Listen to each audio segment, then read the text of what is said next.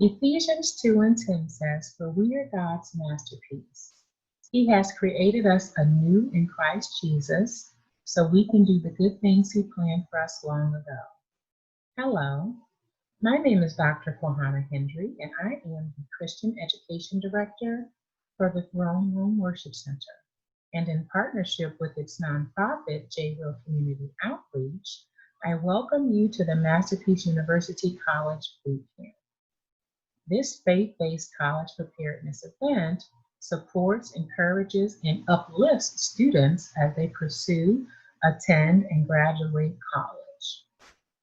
As the third child of my parents' 5 children, I had 2 wonderful older sisters to provide wisdom and resources prior to my heading off to college. But God also placed wonderful divine connections in my life that supplemented this with tools and resources that I used all the way from my undergraduate degree to my postgraduate studies, and even today as a minister and an entrepreneur. Thus, I developed Masterpiece University in hopes of being that for others. My prayer is that our young masterpieces will not only pursue college if they desire, but that they will stay in college and graduate college by finishing well. Welcome, and I pray the boot camp is a blessing to you. Let's join the first session already in progress, and please stick around for other great sessions facilitated by myself and friends of Masterpiece University. And remember, you are a masterpiece. Hi guys, nice to meet everybody. I'm so glad you guys are here. As I said before, I'm Melody Thompson. I am a licensed professional counselor. I have my own counseling practice called Creative Care Solutions. There is my contact information if you want to get in contact with me after this. From what I understand, this information is going to be given out to you guys, so I won't just hang out on this slide for a long time. You'll be able to access this later. So let's jump in, right? We're talking about mental health. The first thing we need to do is actually differentiate mental illness from mental health. Sometimes when we start using words like mental health, people start thinking we're talking about hardcore diagnosis like schizophrenia, like people who are hearing voices and things like that. And so that would actually be more of mental illness versus mental health, right?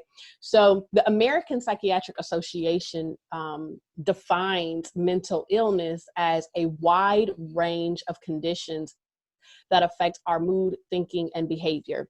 And again, that would be more of those diagnoses that you have heard and seen and talked about.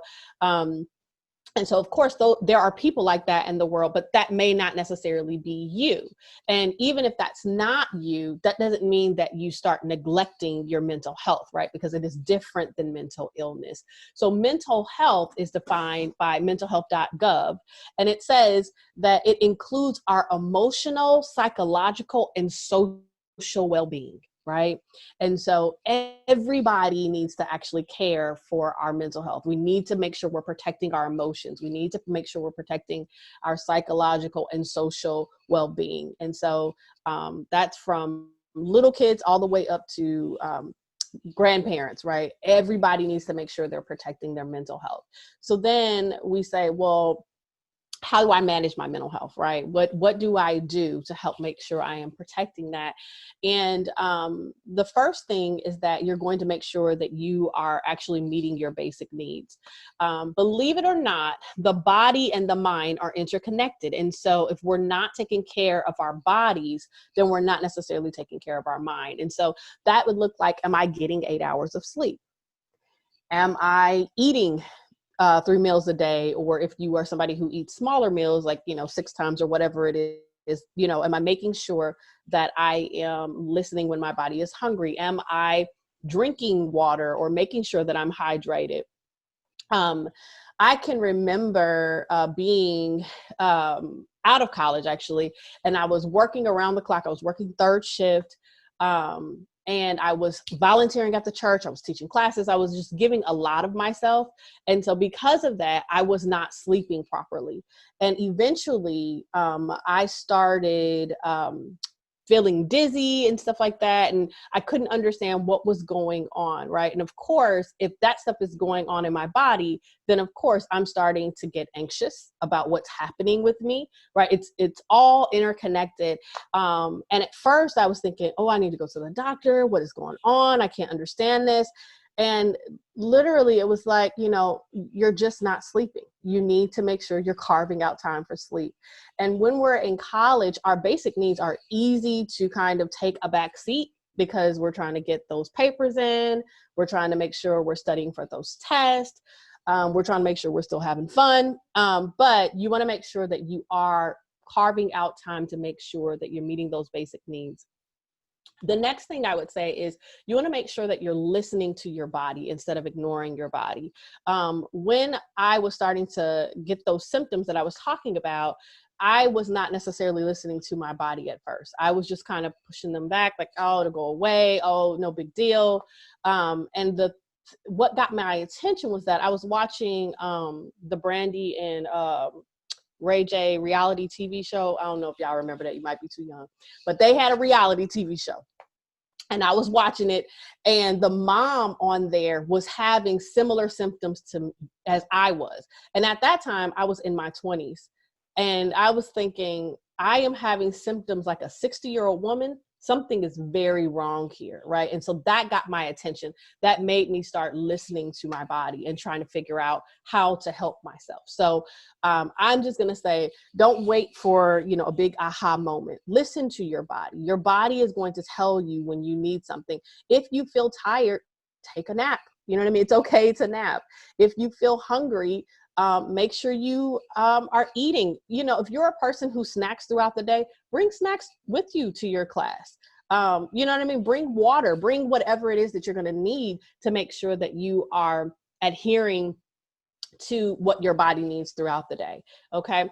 And then we want to make sure that we are acknowledging what's happening versus avoiding it, right? So first we're listening to our body. And then if we start realizing there's a problem there, then we have a decision to make. Am I going to operate like there's a problem, or am I going to ignore it and pretend like it doesn't, you know, it's not happening?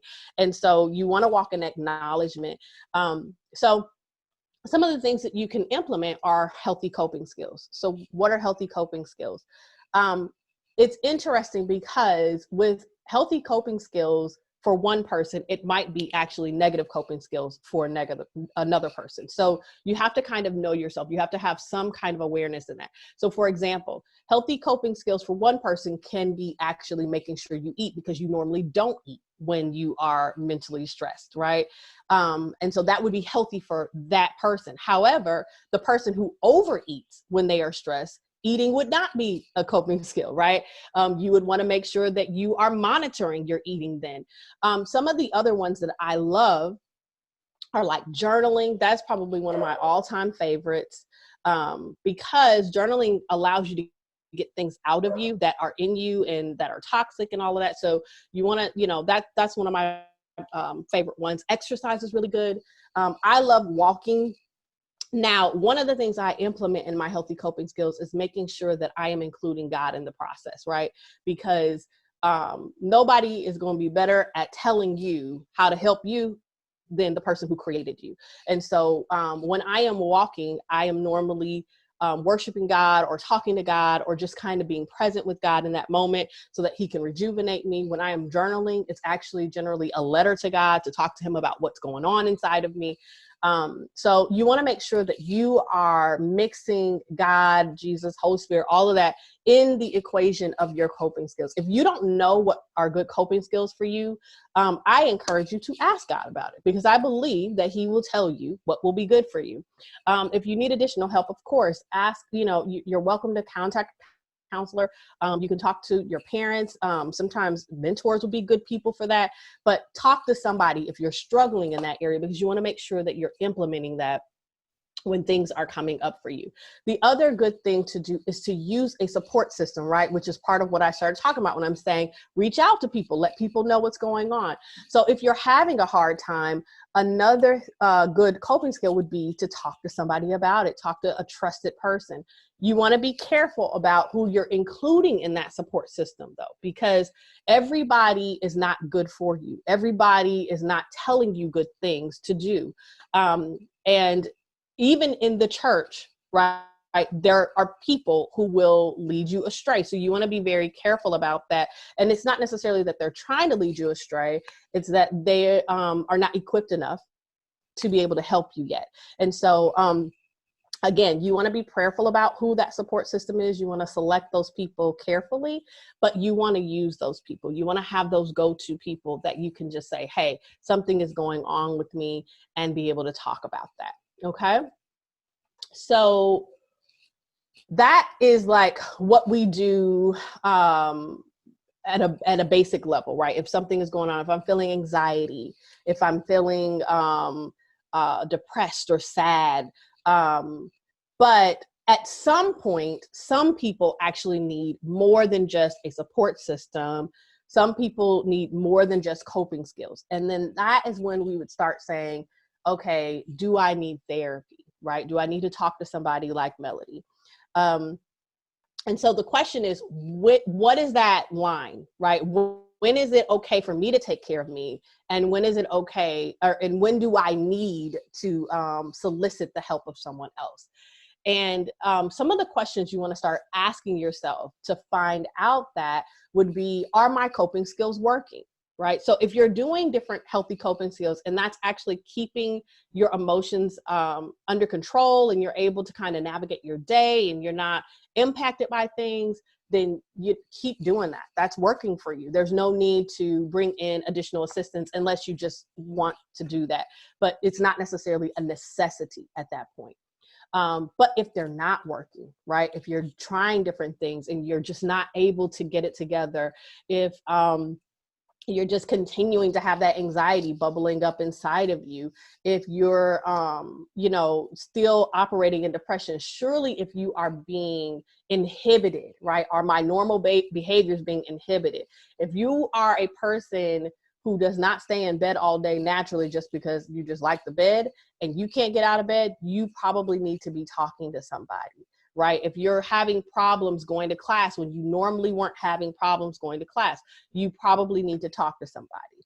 If you are getting in the car having a panic attack because you have to drive, you probably need to talk to somebody, right? So when your behaviors are being inhibited, your normal behaviors, and or your coping skills are just not working for you, those are good indicators that it's time to bring in someone else, such as a therapist. Okay, so once we've kind of identified a therapist is needed, then how do I get help? What do I do? How do I access this help? So the first thing I'm going to encourage you to do is to talk to your parents. The reason for this is that many of you are going to be on their insurance. And if you're using a therapist, therapists can be very expensive.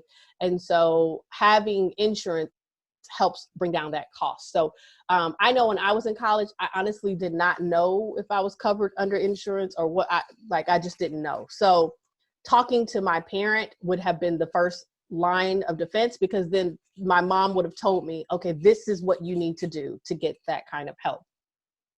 So that's going to be step one. Now, I do understand that sometimes when people go to therapy, they don't want other people to know, and that's okay. So if that's the case, then I would not necessarily start with my parent. I would start with the school advisor.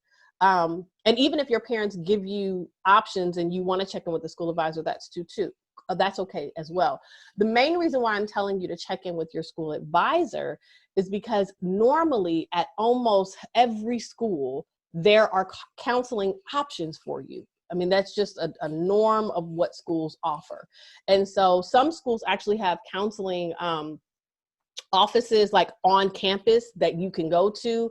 And typically when they provide that for you, it is at either no cost or a very, very minimal cost, because it's just part of the package that you are paying for to be at that school. So that is always an option for you. And again, you know, if you're a person who just wants to know what's out there, then maybe do both. Talk to your parents, see if you're on insurance, look, you know what I mean? Look up those panels, look at the different therapists, talk to your school advisor, see what's available there. Because every therapist is not going to fit every client. And so it's important to kind of get your options out, find out what your options are, look at their websites, look at what they say they do, how they do it, and see if that matches you. And, you know, if you want to, you are welcome to do like an assessment with, you know, one or two of them to kind of just see if it matches you. But if you're doing that, it's important to just kind of let therapists know, because if we don't know that, we're assuming, like, we're kind of planning for you to be there for a while. So if you're still trying to figure it out, it's good to just kind of let them know up front, like, I'm just, you know, I'm trying to pick between you and another person. So I'm just trying to see if we mesh well. But you are always free to do that. You have the right to do that. If a therapist has an issue with you doing that, that might not be the therapist for you. But you know, you're welcome to seek out who you're going to mesh with the best, because the best indicator that change is going to occur is the relationship between you and your therapist. If you can't trust the therapist, if you don't feel like this is somebody that I can let lead me, that's not your therapist. You need to go ahead and keep looking, because you're going to need to trust that person. Okay. And then finally, another way of getting help would be to contact United Way.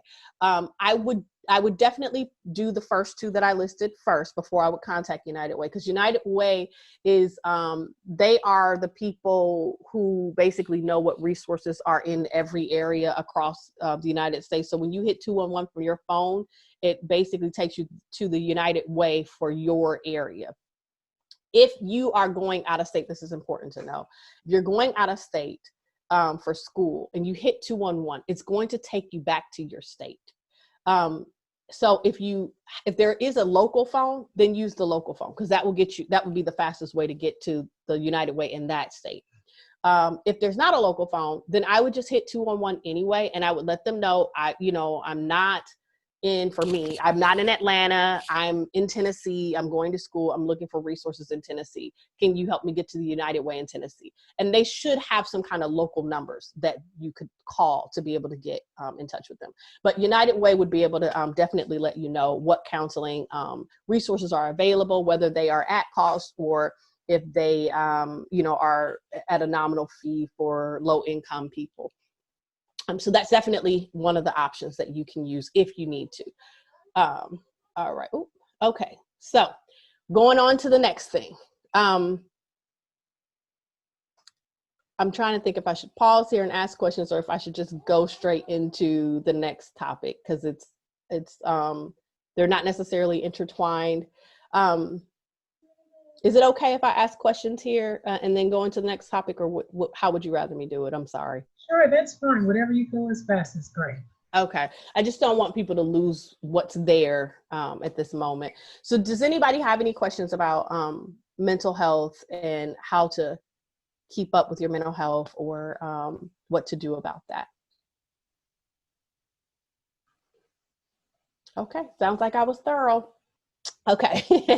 All right. Let's go into dating and sex. Now, I am sure this is the topic that you guys wanted to talk about, probably maybe the most. All right. So what do I need to know about dating? This is a heavy topic, and yeah, so let's just jump on into it.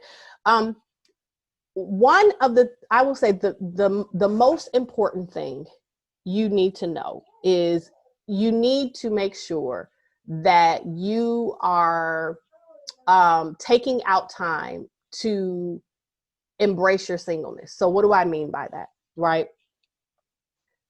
When you are single, that is the time that you are taking out to get to know God, and you're taking out to get to know yourself. And many, many people skip this step, right? They just want to go ahead and jump in. They're trying to jump in, and they're trying to go ahead and just get in relationship. And that is not the design, right? Matthew 22:36-40 tells us that the greatest commandment is to first, right, love God with all your heart, mind, and soul. And then the second one says to love your neighbor as yourself. How can you love your neighbor if you don't love yourself? Right? So the design is for us first to learn how to love God. Second, learn how to love yourself. And then when you have, figured that part out, you can take that love and you can give it to someone else. And so many problems that occur in relationships are because people have not taken out time to embrace their singleness. They're skipping steps, right? So think about this in terms of learning to read. If we skipped teaching people sounds of an alphabet and we jumped straight in and said, okay, let me show you how to read this word, you would not become an efficient reader because you are skipping steps on how to read. You might learn some of the words, right? You might be able to pick up something, but you're not going to become an efficient reader. You're not going to be able to read with ease because we're skipping steps in the process. And so it's the same concept. You have to make sure you're going in order, because God does not design an order for just the sake of having an order. Like he's not, a God that just does things without any kind of reason or, rhyme or reason. Everything he does is meticulous and it's purpose behind everything. And so if you're going in order, then you're ensuring that when you actually get in relationships, you will be prepared for relationships. But if you're going out of order, then you are inviting problems to come. And then typically when problems come, you don't know how to solve them because again, you haven't embraced your singleness. So that's going to be the very, very first thing you're going to do. And it takes time, guys. This is not something that is like, okay, I'm going to embrace my singleness. Let me give God a couple days. Let me give myself a couple days. And in about a week, I'm ready to go. It doesn't quite work like that. Because when you are learning to love God, you're building a relationship with him, right? When you're learning to love yourself, you're building a relationship with yourself. And when you think about building relationships, how long does it take to build a relationship, right? Me and KJ call each other sisters. We did not do that after 2 days of knowing each other, right? Because we just didn't know each other. It was 2 days. It took time for us to build relationship with one another and then get to a place where we're saying, okay, we're close enough to call each other sisters. Okay. So I want you to kind of have a real time frame and a mindset about this is something that takes time. And that doesn't mean like, you're going to start dating at 40, right? I don't think it's going to take that long, hopefully, right? But you do want to give God adequate time to build that relationship with you, to teach you about him, to teach you about yourself, and to teach you about what it really means to love other people. Okay, so we've done that, right? We've taken out that time. We're learning to love God. We're learning to love ourselves. And now we're going to head and start bringing other people into our world to be able to love them as well. So when we do this, it's important to have criteria. I cannot stress this enough. And I think we have all ladies on here, which is really, really a great thing, because let me tell you, the guys you come across have criteria. They just do.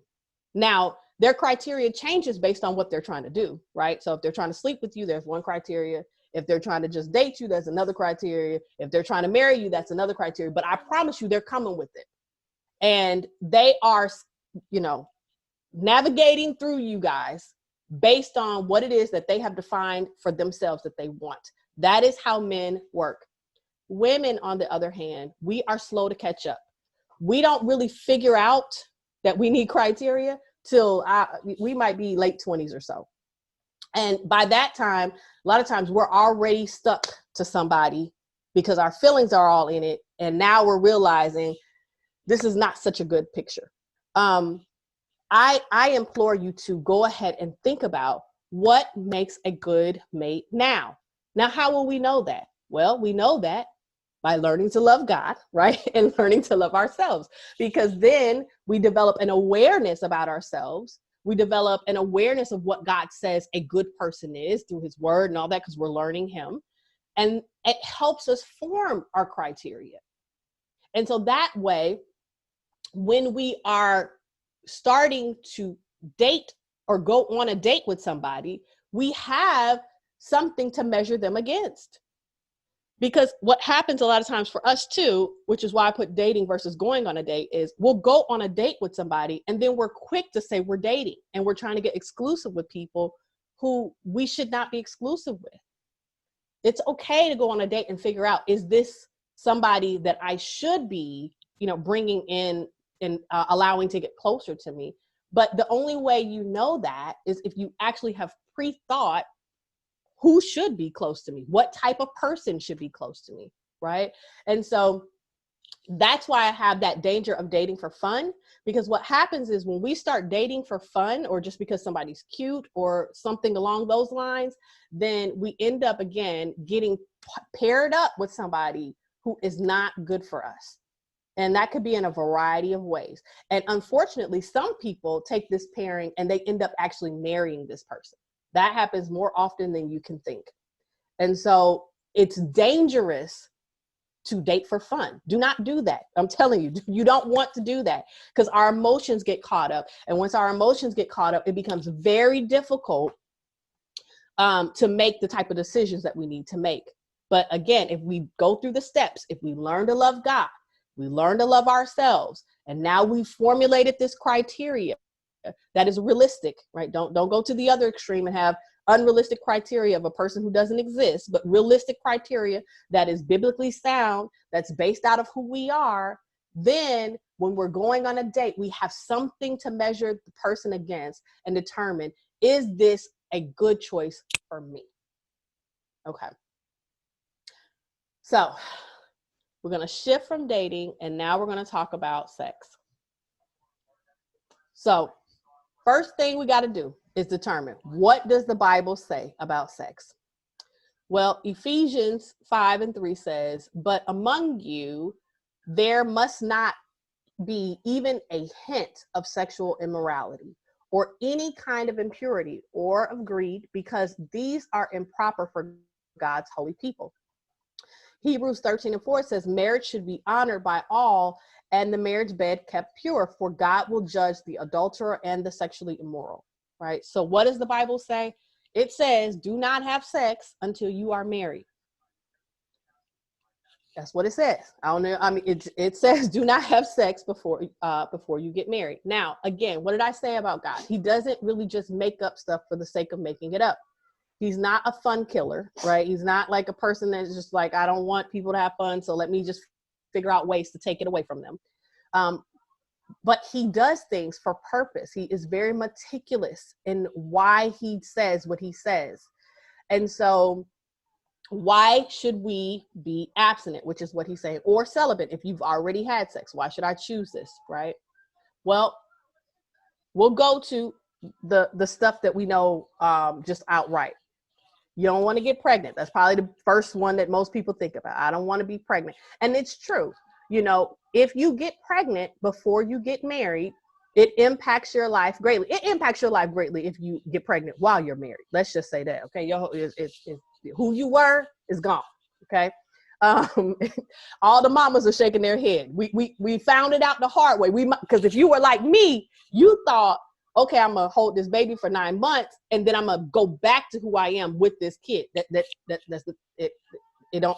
doesn't happen like that. I'm sorry, it just doesn't. You have to say goodbye to who you were and embrace who you are today, and be okay with that. And so, pregnancy outside of marriage is even harder, because now you don't have the support system that God designed for you to have. In addition to that, then you have a lifetime of trying to navigate having a kid with somebody who you're not with, because most people who have babies like that do not end up with the person that they have babies with. That's just how it works. Some people do, but it's the fraction is smaller, let me say, than the ones who don't end up with them. And you know, again, pregnancy is hard, and so if you're doing it by yourself, it generally alters what you're trying to do when you're trying to do it, and in the time frame that you're trying to do it. So you don't want to do that outside of marriage. Another big thing that we just always go to is sexually transmitted diseases. They are not good. I mean, we all know this. They are not good. We don't want them. And so a way to not get them is to not have sex. It keeps us away from those things. Some sexually transmitted diseases are lifelong. It is a lifelong punishment. I don't know what else to say. So you definitely don't want those. Other sexually transmitted diseases actually impact your ability to have children. And so you could, you know, call yourself having fun, get a disease, and then rob yourself of the opportunity of having babies when you're ready for them. So again, these are things that God is trying to protect us against. Now, here are some of the things that we don't talk about so often. When you have sex with a person, it clouds your judgment. It is very difficult to hear what God is trying to tell you about a relationship after you have begun having sex with somebody. Seeing the bad, right? Seeing those red flags, seeing the things that would help you make good decisions on not being with somebody are very difficult to see and embrace and accept that as reality after you have begun having sex with somebody.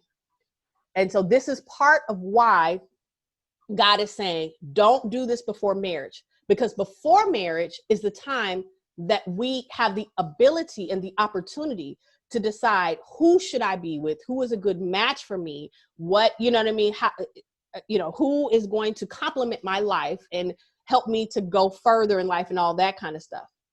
After we're married, we do need our judgment clouded. I'm just being honest, because that's part of how marriages stay together. I'm gonna be real, because they're hard and people are people. And so, you know, being able to come into the marriage bed and have sex sometimes helps us to say, okay, let me, you know what I mean? Let me get myself back. Let me accept this person for who they are and continue to love them through their flaws as God continues to grow this person. We don't need that before we get married. It's actually a hindrance, a huge hindrance to us before we get married. That's one of the reasons why he says that. Another reason why he says it, when you have sex before you get married, many times it brings sexual tension into the marriage because people are comparing each other to other people they've been with. Now you have these memories. Now you have, you know, these thoughts about what things felt like and all that kind of stuff. And sometimes you're trying to get back to that because this person may have done something different that you liked. And now that's bringing problems into the marriage bed. And these are things you're going to have to work out now because you brought in stuff that shouldn't have come in there. So you're causing yourself future problems, right? Another big reason we don't do it is because we just want to please God. That honestly should be your foundational reason, because if it's not your foundational reason, it's going to be really, really hard to maintain not having sex before marriage, right? Because all this other stuff is important. But a lot of times when we get caught up in those moments, it's hard to say, okay, I care about this stuff so much that I'm not going to do it. But when you start talking about your relationship with God, especially if you've done it the right way, right? If we've built that relationship with God, learn to love ourselves, and now we're bringing somebody else in, and you say, okay, well, my desire is to please God. When you get in those tough moments, God shows you the way of escape, then you're going to take the way of escape based off of your relationship with him, right? And that's biblical, because it says when temptation comes, God will show you the way of escape. It's just up to us to walk through it. Another reason, right, to do this is because God attaches blessings to obedience. And so if we walk in the statutes that he has asked us to walk in, he's not only doing it for our good. It's not, you know what I mean? It's not only going to benefit us to walk in these things, but he's also going to bless us just for doing it. If you don't believe me, go read Deuteronomy 28. Okay, whole chapter about how God blesses us for walking in obedience. Now, I'm going to be honest with you. There's also some curses in there, and it takes up most of the book. I'm going to be honest, most of the chapter. But there's a whole thing about how God blesses us for walking in obedience. And again, these are the reasons why you should choose abstinence, why you should choose celibacy, because it is your choice. I can talk to you till I'm blue in the face. All these ladies, we could all just keep, talking. But at the end of the day, it's a choice that you make for yourself, for your life. And these are reasons why you should choose it. Okay. Now, if you're making this choice, then the next question I hope you're asking is, how do I abstain? Because there are many people who set out to do this, myself included, and failed. Okay. And so you want to know, how do I do this? What do I do? Okay. And I will say failed, but then got back on track. So it's not that I failed and I just ran with it, but you want to know how. Okay. So the first thing is you make a choice, right? And that's what I was just talking about. It's up to you. Nobody can make this choice for you. You have to make this choice. Then you need to determine your why. And that's kind of what I was talking about as well. You want to make sure it's built upon your relationship with God, right? Because that should be unwavering. I'm doing it because God told me to. I'm doing it because I want to please him. Okay. Then the next thing you want to do is make sure you are asking Holy Spirit to help you do it, because the things that God has asked us to do, we cannot do in our own power. The way God has asked us to live, we cannot do in our own power. So Holy Spirit has to be there to help us with this. And how do we make sure that's happening? We maintain that relationship that we built with God in the beginning. This is, again, why the steps are what they are, right? So when somebody else comes into our life, we don't drop that relationship. We continue to nurture that relationship while the other person is there. Okay. And Holy Spirit will help you with this. Then the next thing is you have to know yourself and your triggers, because there are certain things that will put you in a position where it becomes extremely difficult to now say no, or now to walk away. Don't even put yourself in those positions, right? Well, how will I know this? How will I have this awareness about myself? Well, you'll go through the steps. You'll learn to love God, right? Then you'll learn to love yourself. And that helps you to know yourself. And that helps you to develop awareness about yourself. And so when you're starting to say, okay, what are my triggers? You'll have more knowledge about that, right? And if you need even more knowledge, Holy Spirit will show it to you. Just ask him. And based on those triggers, based on those things that you know are really difficult for you, you establish boundaries around that. Okay. So maybe for you, it looks like, I will never go to his house. I can't be in his house. Right? For somebody else, they might be like, I can go to his house long as it's not after 9. After 9, that's I can't do after 9. So it doesn't look the same for everyone. It's not a cookie cutter recipe. This is why awareness is important. And this is why it becomes important to establish those boundaries. Okay. So that is it for sex and dating. And for mental health. Does anybody have any questions about either topic? Yes. And I'm going to come out of this so I can see you guys better too. Okay. Go ahead. I'm listening. I have a question. I was just wondering, because I've read different resources on what being a Christian and when you get to the point that you do want to date, going on apps, dating apps, or just online dating, because that's a huge part of our generation. Yeah. And so what is that okay? Is that okay to engage in? Because I also believe and have heard, men are hunters. Like men, like you should be wanting to be pursued by a man. You should, like a man who finds a wife finds a good thing. Mm-hmm. So like you don't want to chase, but it's getting on an app chasing. Like how should you engage in once you want to start dating? Do you start actually going for it, or do you kind of wait till it gets to you? I don't think that going on an app is you hunting per se. I feel like it is possible for you to be on an app to say I am available, right? To put out there that you are open to dating. One of the things I actually talk to my clients about is making sure that you are putting out that you are available to do this, because if men do not know that, or they don't think that, then generally the ones that you're looking for are not going to try to push that on you, right? Because they're respectable. So, and that can be little stuff like going into the grocery store. So for example, when I'm in the grocery store, because I am married, because I have no interest in allowing a man to pursue me, when men say hi to me and it is clear to me that they are looking for something more, I do not stop to say hi back. I am polite. I do say hi back, but I do that as I continue walking and give no eye contact, right? That is saying to them with my body language, I am not available. Okay. And most men respect that. They just, go on about their business.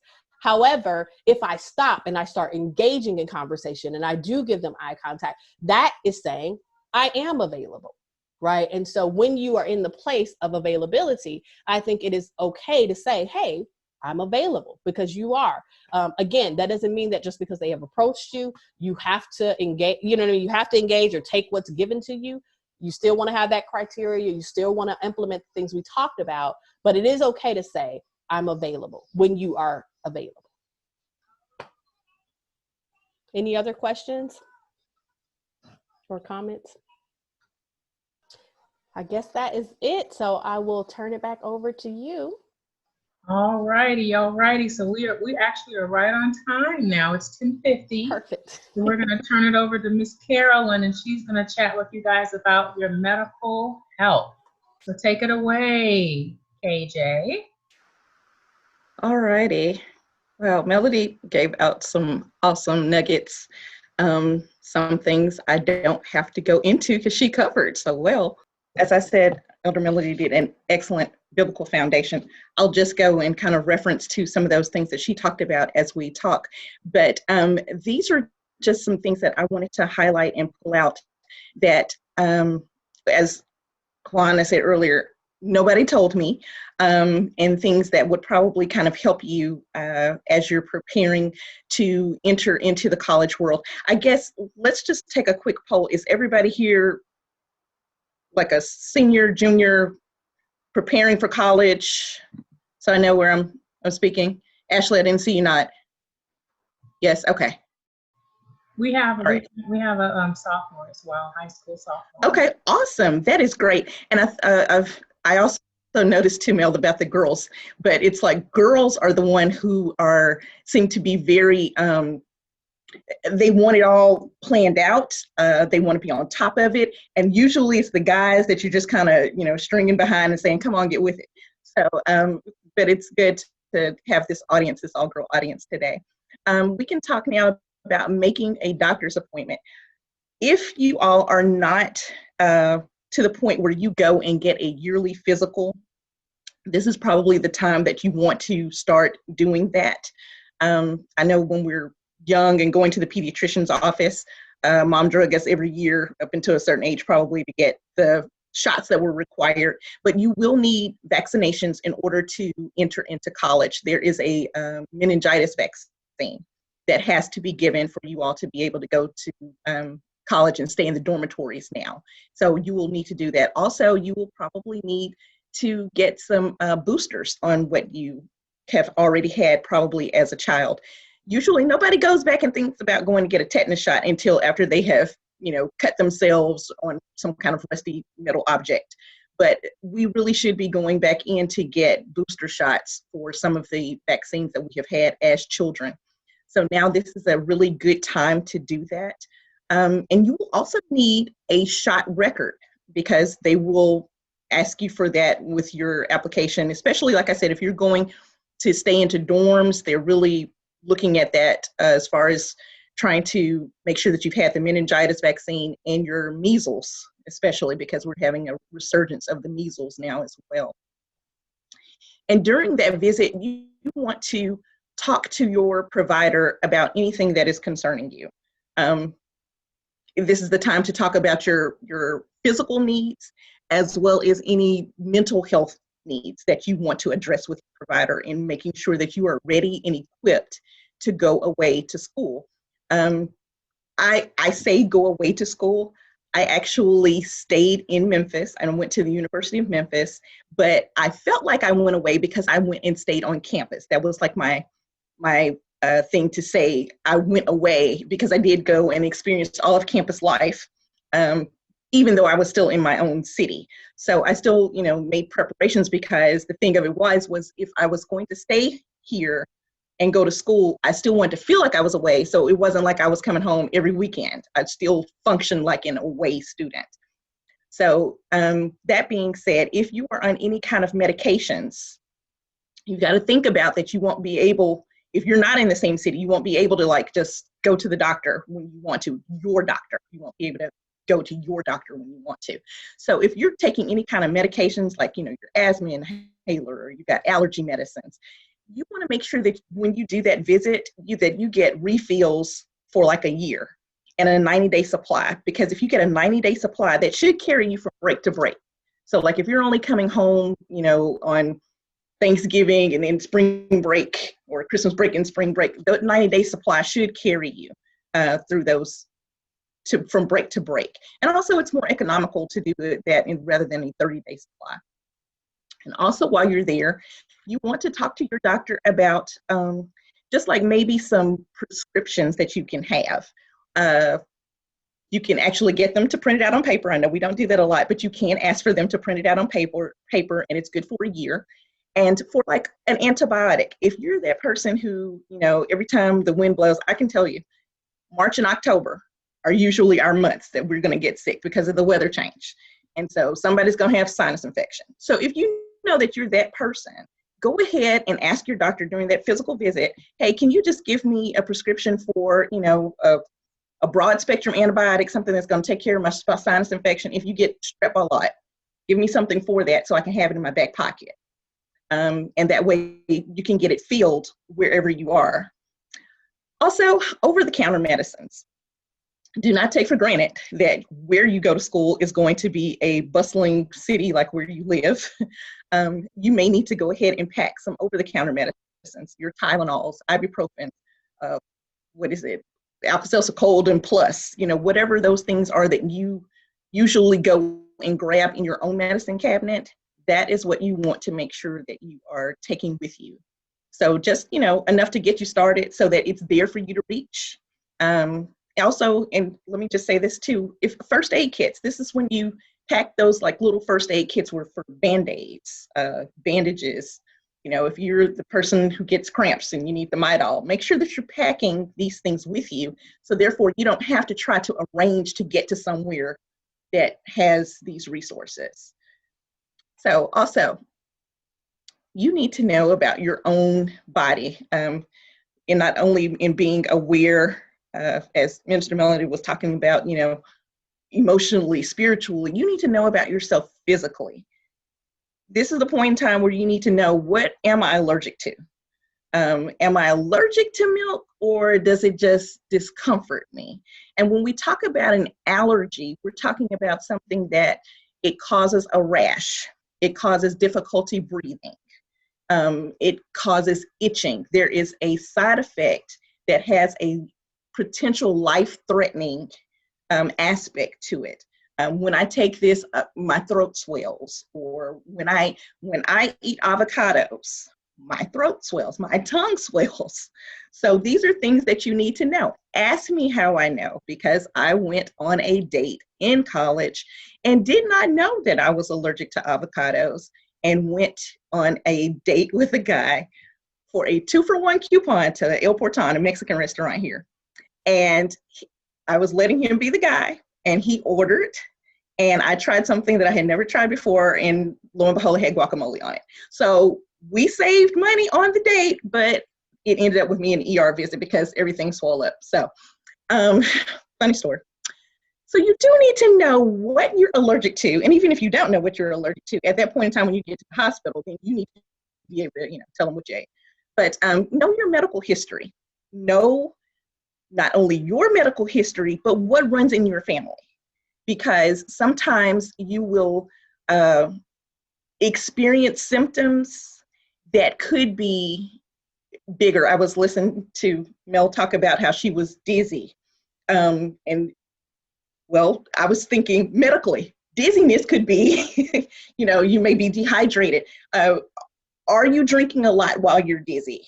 Are you excessively thirsty? That might be a sign of diabetes. But if you don't know that these things run in your family, then when they start asking you about your symptoms and trying to put the pieces together, then you need to know what you have or what you have been diagnosed with, and then what your mom and your dad, what runs on those sides of the family as well.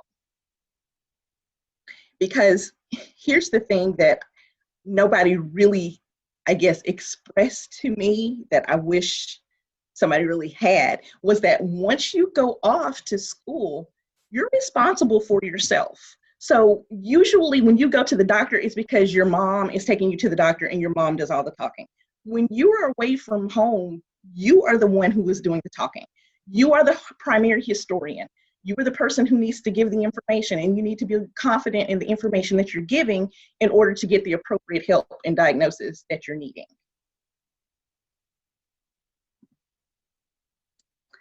Alrighty, and you want to check your insurance status. Melody referred to this before when she was talking about looking for a therapist. If by chance something happens while you're away at school and you need to see a doctor that is like a specialist, they will have a clinic on campus. But if you need to see somebody in a higher level of care, it's probably going to require some insurance being attached to it. So a lot of insurances will allow you to remain on your parents' insurance while you are in school or until a certain age. So you may still be covered. You want to check into that. Also, if you are not insured by a parent, they have student insurance. Once you register, they will send you information about student insurance that's provided by the school. And that's, for usually a small amount, but you will also have copays that are involved in that. But that's another way to get insured if you're not currently insured. Also, Obamacare is still here for right now. And so you can go to healthcare.gov, especially if you are 18 and you are, declaring yourself an adult and doing all these adult things, you need insurance. So you can do that through healthcare.gov as well. So right now, this is the interactive portion. Where is your insurance card? Unmute yourself. Tell me where your insurance card is. Tati's like, With my mother. With your mother. Caitlin, where's yours? In my wallet. Okay. Tati? My mama has it. Uh-huh. Mine's in Ashley? my wallet. It's Yours in is my in your wallet. wallet. Okay. All right. So we're split here. You need your insurance card on your person. And I understand right now, mama is the one who is, taking you to the doctor. But before you separate from mama, it needs to be on you, because heaven forbid, Erica, you are in St. Louis and needing to go to the doctor, and mama has to figure out a way to fax, phone, photo, and send you an insurance card. That's pretty accurate. That is. Erica is my baby.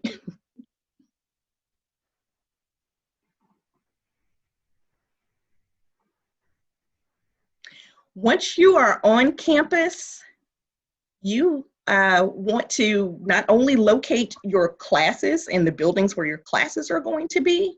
That is a very great help to you once you get on campus and planning out your week to find out where your dorm is. In fact, another funny story, I had a full ride to go to UT Knoxville. And when I went on campus and I saw where the nursing building was, No, my dorm was up here, and the nursing building was like way down here, down the hill, around the corners and stuff. I was like, I don't think I'm gonna be able to do that because I didn't want to make that walk. Crazy story now, but that was really, important to me at that point in time. So you also, while you're looking to see where your classes are, to make sure that you're getting there on time, you also want to make sure that you are locating your infirmary or your health clinic that is on campus. There should be a clinic that is there that is a nurse or nurse practitioner, doctor of some sort is there to see you for your health needs. If they cannot treat you there, then you want, they will refer you somewhere else.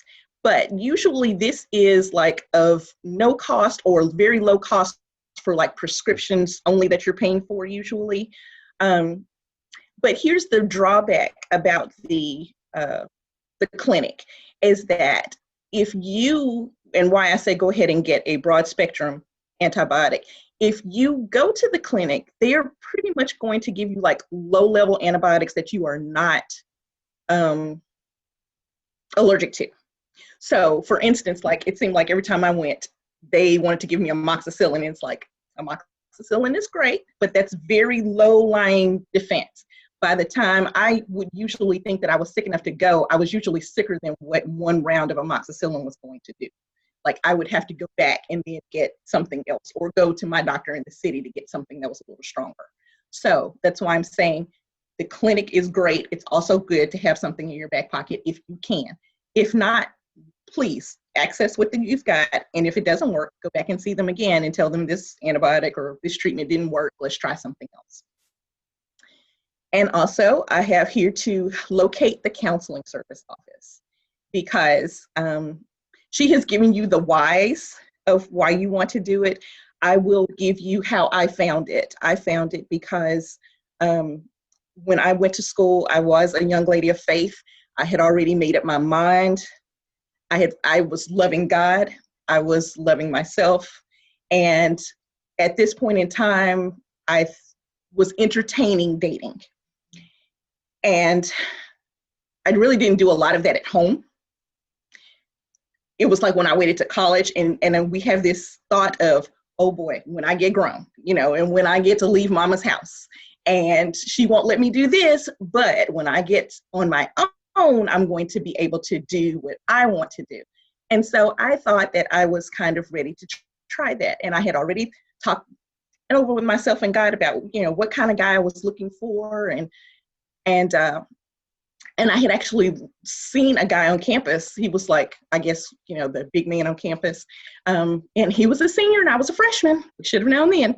Okay, but he was, the guy that I probably was like, oh, wow, he is, awesome. If I could date a guy, I would date a guy like that. And so we actually had the opportunity and I started dating this guy, but I had already made up my mind where my boundaries were, what I was willing and was not willing to do. And I was waiting to have a relationship that pleased God. And so he loved Jesus and I love Jesus. Let me just tell you y'all that is not always a relationship made in heaven. So he loved Jesus and I love Jesus. And we were dating and got to a point where we were dating and talking about marriage. Even though I was a freshman now, it didn't click. Okay, so, but I eventually found out that he had another relationship on the side with another girl who was willing to do those things that I was not willing to do. I was not willing to sleep with him. And so he went and had another relationship. So he had like two of us at the same time. And so I was totally devastated. And at that point in time, though, I did not have the best coping skills. And so I realized that I had prioritized the things of studies and academics. That was going to continue on. So like I was going to class, I was making sure I was doing my work, but I was not sleeping. I was crying all night long because he had broken my heart. I went from being like a size 10 to like a size 4 because I had stopped eating because my world was spiraling. And at the same point in time, my parents decided to get divorced. So I'm dealing with breakup here at college. My parents were divorcing. So I understand where, Mel was saying, talk to your parents first. At that point in time, I felt like I could not talk to them because they were going through their own stuff. And they were also a part of my problem too. So I went and sought out the counseling services because I realized that I was not functioning and not coping any longer. And so the counseling services were free there. And so I think it was like so many sessions for so many weeks that they allowed you, and then they would come back and renew you. You guys, I stayed in counseling probably about a good semester.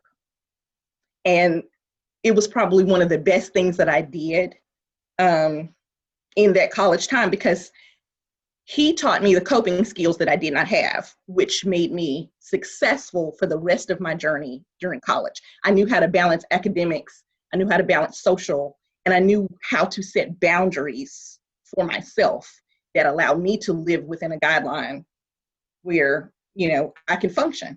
And also understand that I was still very much anchored in the Lord during this time.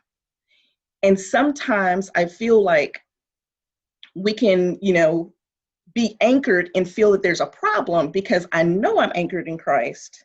I know I'm doing my spiritual disciplines, but yet my mind is kind of scattered, and I need somebody who is a professional to help kind of put that back together and make sure that I am solid all the way around. So I'm saying counseling is an awesome thing. And that is not the first and not the last time. I mean, that was the first, but it was not the last time that I actually pursued counseling services, because sometimes you just need somebody to listen to you and help you work it out and get it together. So that being said, also you want to locate your nearest drugstore, because you may need a Walgreens or a CVS run. And I'm telling you to pack some of this initial stuff because some of you guys will not be able to take cards with you. And so you've got to make sure that you can figure out how to get to the Walgreens or to get to the CVS. It may be that you have a friend that takes you, or you find the bus or tram or something that takes you by there. So it's good before you have to figure all that out if you just take some of it with you. Okay, you also want to be a little open with sharing your information. So like now, when I get ready to go somewhere and my kids are with a babysitter, and when I say babysitter, it is like my parents, my mom, my sister. Sometimes we will have an outside, babysitter, but I have an information sheet that goes with my kids. And it's got, their names, their medical history, what they're allergic to, what their medicines are, contact phone numbers for me and their dad, work, sale, home, emergency contact people. So you need to maybe think about making a quick info sheet just to give to your roommate, or say, hey roommate, this is my info sheet. I'm sticking it in here on the inside of my closet door. If anything ever happens, this is where you find out about me.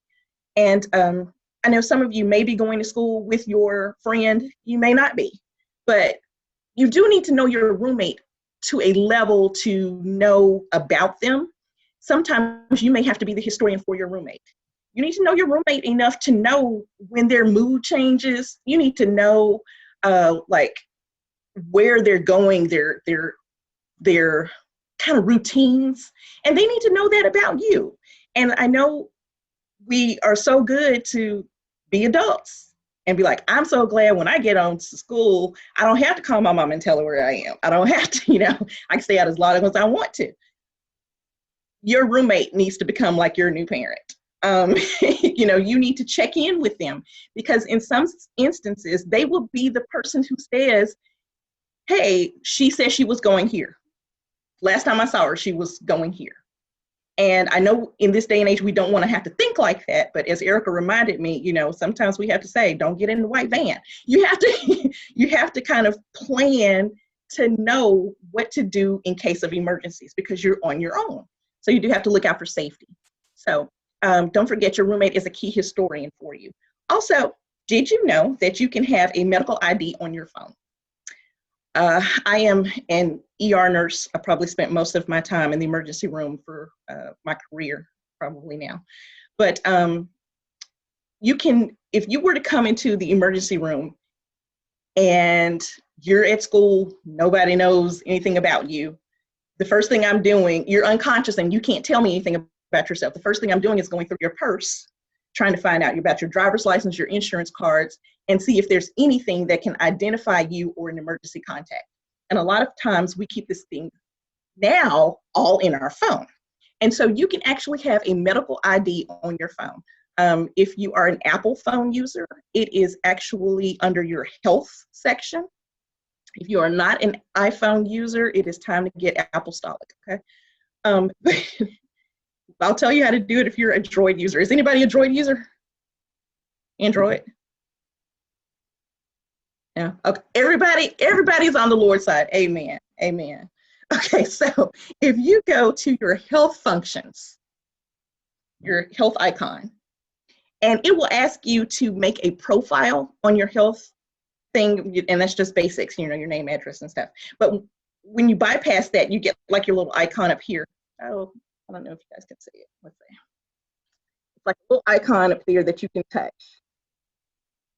And when I touch it, it's going to take you to my profile, but it'll tell you about medical ID. Get your medical ID. And that's where you can fill in your things that are pertinent to you. It gives you free text. So like medical conditions, you can say, I have asthma, I got diabetes. Medical notes, like for me, don't put any adhesives on my skin. I can't have adhesives on my skin. Don't do that. Allergies and reactions, you can put in what kind of medicine that you're allergic to, your blood type, your weight and everything. And that way, oh, also your emergency contacts. You can put in emergency contacts here. So therefore, if your phone is locked, then we are actually able to go in and not need a passcode. Because when you enter your passcode down here, it says emergency, and you can click on emergency. And down here at the bottom, it's kind of really white. But down here at the bottom, it is say medical ID. And that way we can find out all about you and your emergency contacts, who we need to contact. So this is a wonderful feature. Also, if you do the emergency and press the lock button, I think it's 6 times, it'll automatically call your emergency contacts. It'll send them a text. So make sure you put your emergency contacts cell phone in there. It'll send them a text and turn on location services so somebody can find you. So that's just some good back pocket information to know.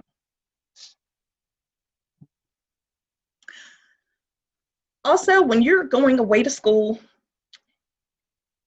you want a great roommate who has great hygiene, and you want to be that great roommate that has great hygiene. So a lot of times things in dormitories spread because we have a problem with hygiene. You've got to keep in mind that you're in close quarters. So if one person gets lice, usually you kind of got lice running through the floor. If, you know, one person gets the flu, you've kind of got an epidemic of the flu going throughout the floor. I was also had a privilege of being an RA during my time at school, where I was the resident assistant. And so these are things that I would see. It's like one person gets sick and it's like a domino effect because we had common bathrooms on the floor. So, but you want to make sure that you are changing your sheets and towels regularly. I will say at the least weekly. More is great, at the least weekly. So when you're preparing to go to school, make sure that you're taking an abundance, you know, of towels that you can get through, because you want it. I'm gonna tell you, you're not gonna make it to wash every week. You're just not. You're not gonna want to do it. So make sure that you have enough so that if you don't wash on Saturday, that you still have enough towels and sheets that you can make a change of everything until you can get to the washer. Also, you want to make sure that you are doing, you know, your hair care on a regular basis. So you're washing your hair regularly. You're washing your comb and your brush when you wash your hair, because the next thing that you don't want to do is take whatever was in the comb and the brush and put it back into your clean hair. So start making that a practice if you haven't already. And you want to make sure that you are oiling, moisturizing your hair and skin appropriate for you, because dry skin scalps actually will create cracks where bacteria can get in. And so, like I said, lice lives in dry places. So you want to make sure that you are, you know, moisturizing your hair in some sort of way, and your skin. You want to make sure that you are cleaning your room and your living space. do not have, I'm looking at these wonderful, organized, tidy rooms now. That's the kind of room that you want to have.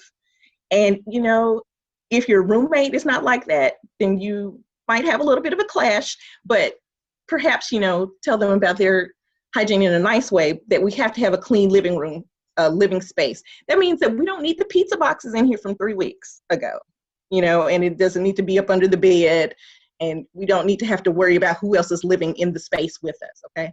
So also make sure that you change your toothbrush. This is something people don't think about. You want to change your toothbrush every 3 to 4 months. So start making that part of your routine when you're on break too, that you want to make sure that you are changing your toothbrush out. Also, if you have that strep throat outbreak, you want to just go ahead and toss that one and get a new one. And we are living in a different reality right now. Even though you may not be hearing about it on your TV right now as much as we were, the coronavirus is still out there. As a medical professional, I have chosen to have faith over fear, but I also realize that God has given us wisdom, and He's given us wisdom to know how to acknowledge the threat and to do what we can to manage the unknown until we do know more about it. And so I would just implore you to still remember that even though we're not talking about it every day right now on the news, that there is still a real threat that is there. So we do know that social distancing helps. So currently, that's why we're on Zoom instead of live and in person.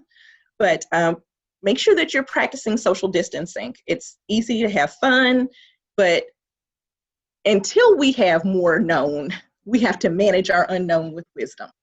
So also have masks available.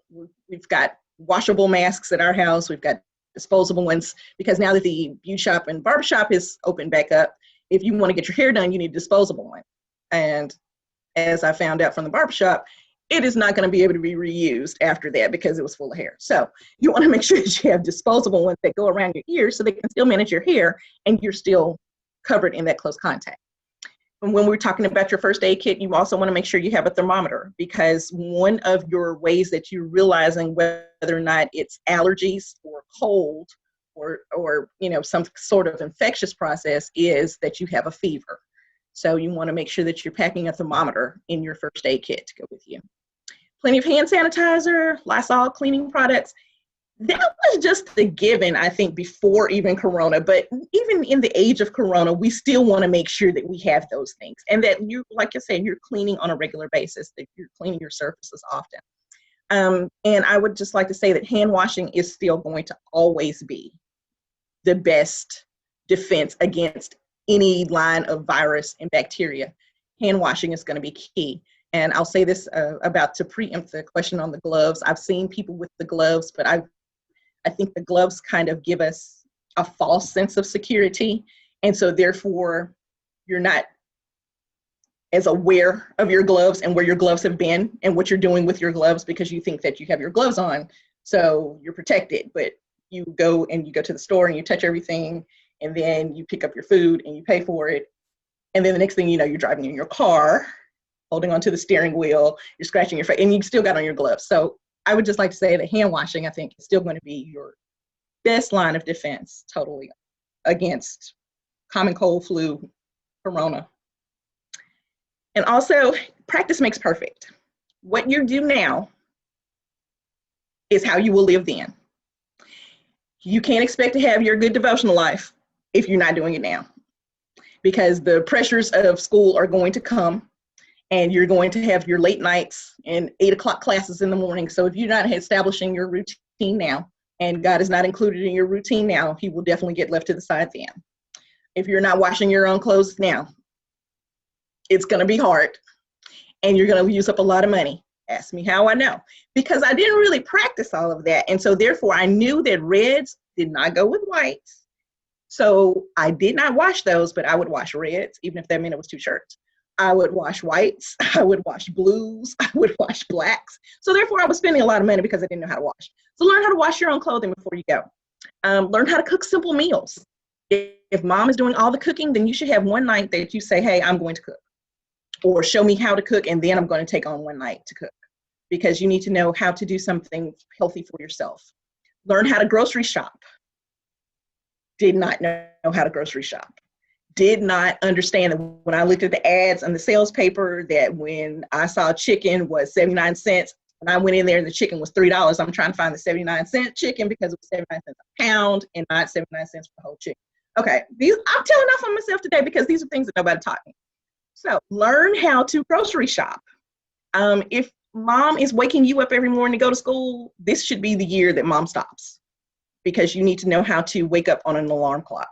And when your alarm, you need to know how to set it. If you need to set your alarm clock 20 minutes before it's time for you to get up so that you can have time to snooze, then that's what you need to adjust to do. If that's you, if you need to just, wake up, know how long it takes you to get ready. But you also need to manage on rainy days. You need to manage when you've missed the tram or whatever, and how long it takes you to walk to your class, so that you can still make it to your 8 o'clock class. And you need to make a schedule to help you with your time management.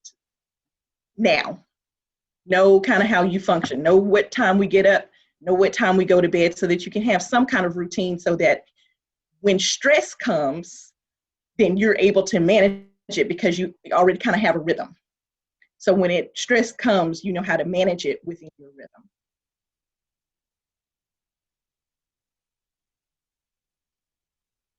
Okay, I think that was my last slide. So does anyone have any questions?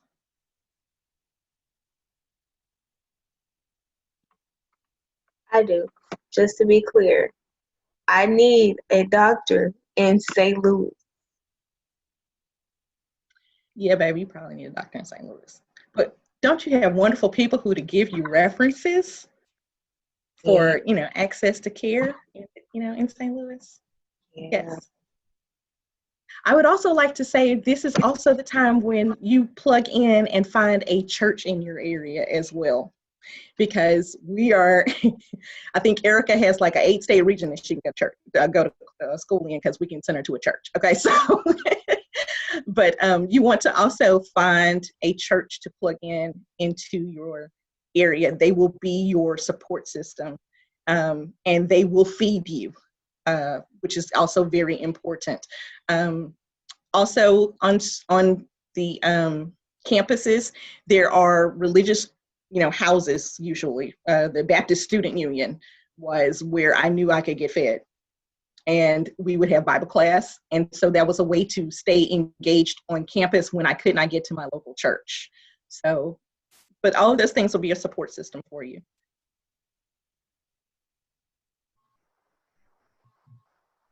Anybody else?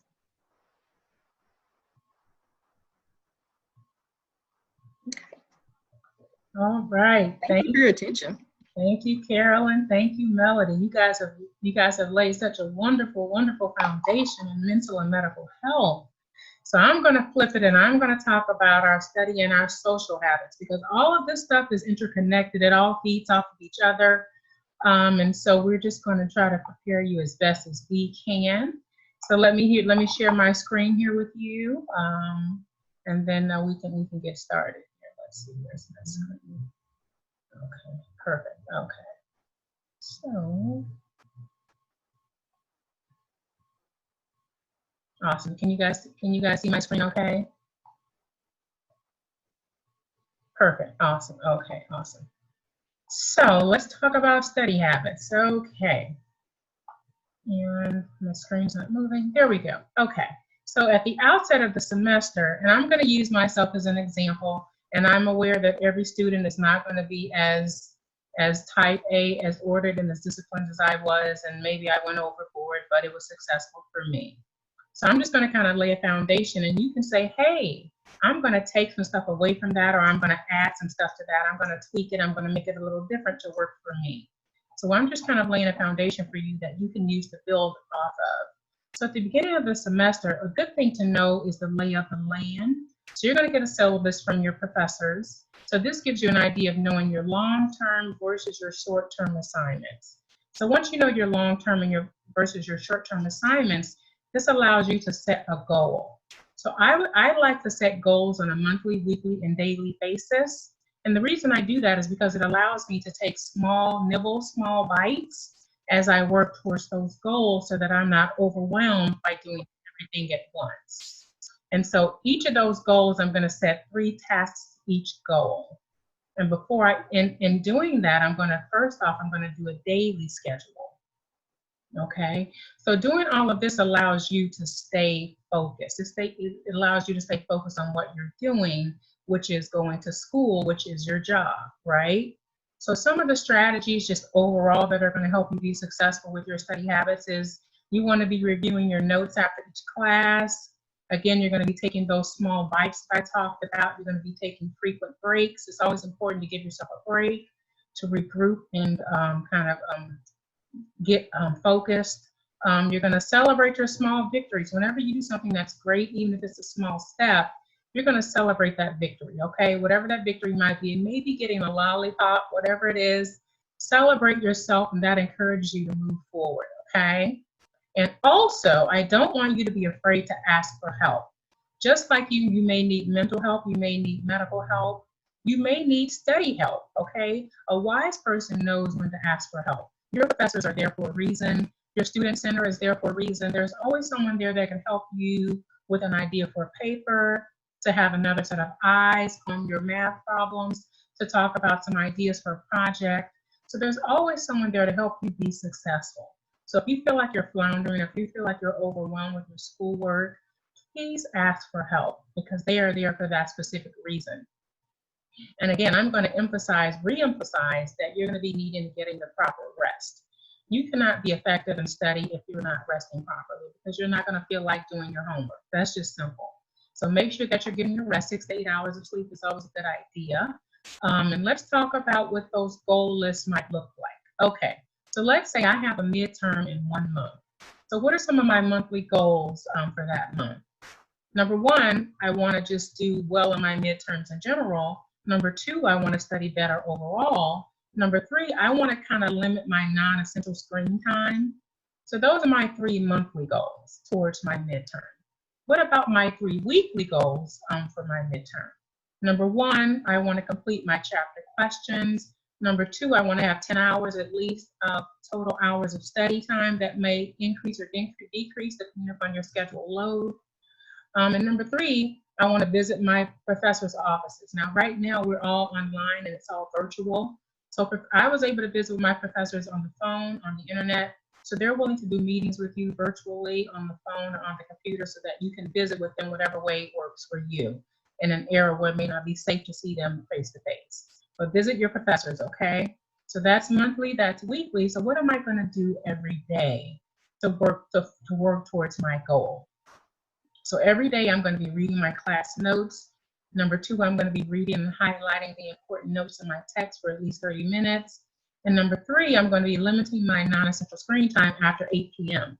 So you can't just say I want to decrease my time, but you don't give yourself a strategy or a guideline. So just kind of say, hey, after 8 o'clock, no non-essential screen time. Non-essential, I'm saying non-essential, that means social media, that means texting, that means things that are going on YouTube.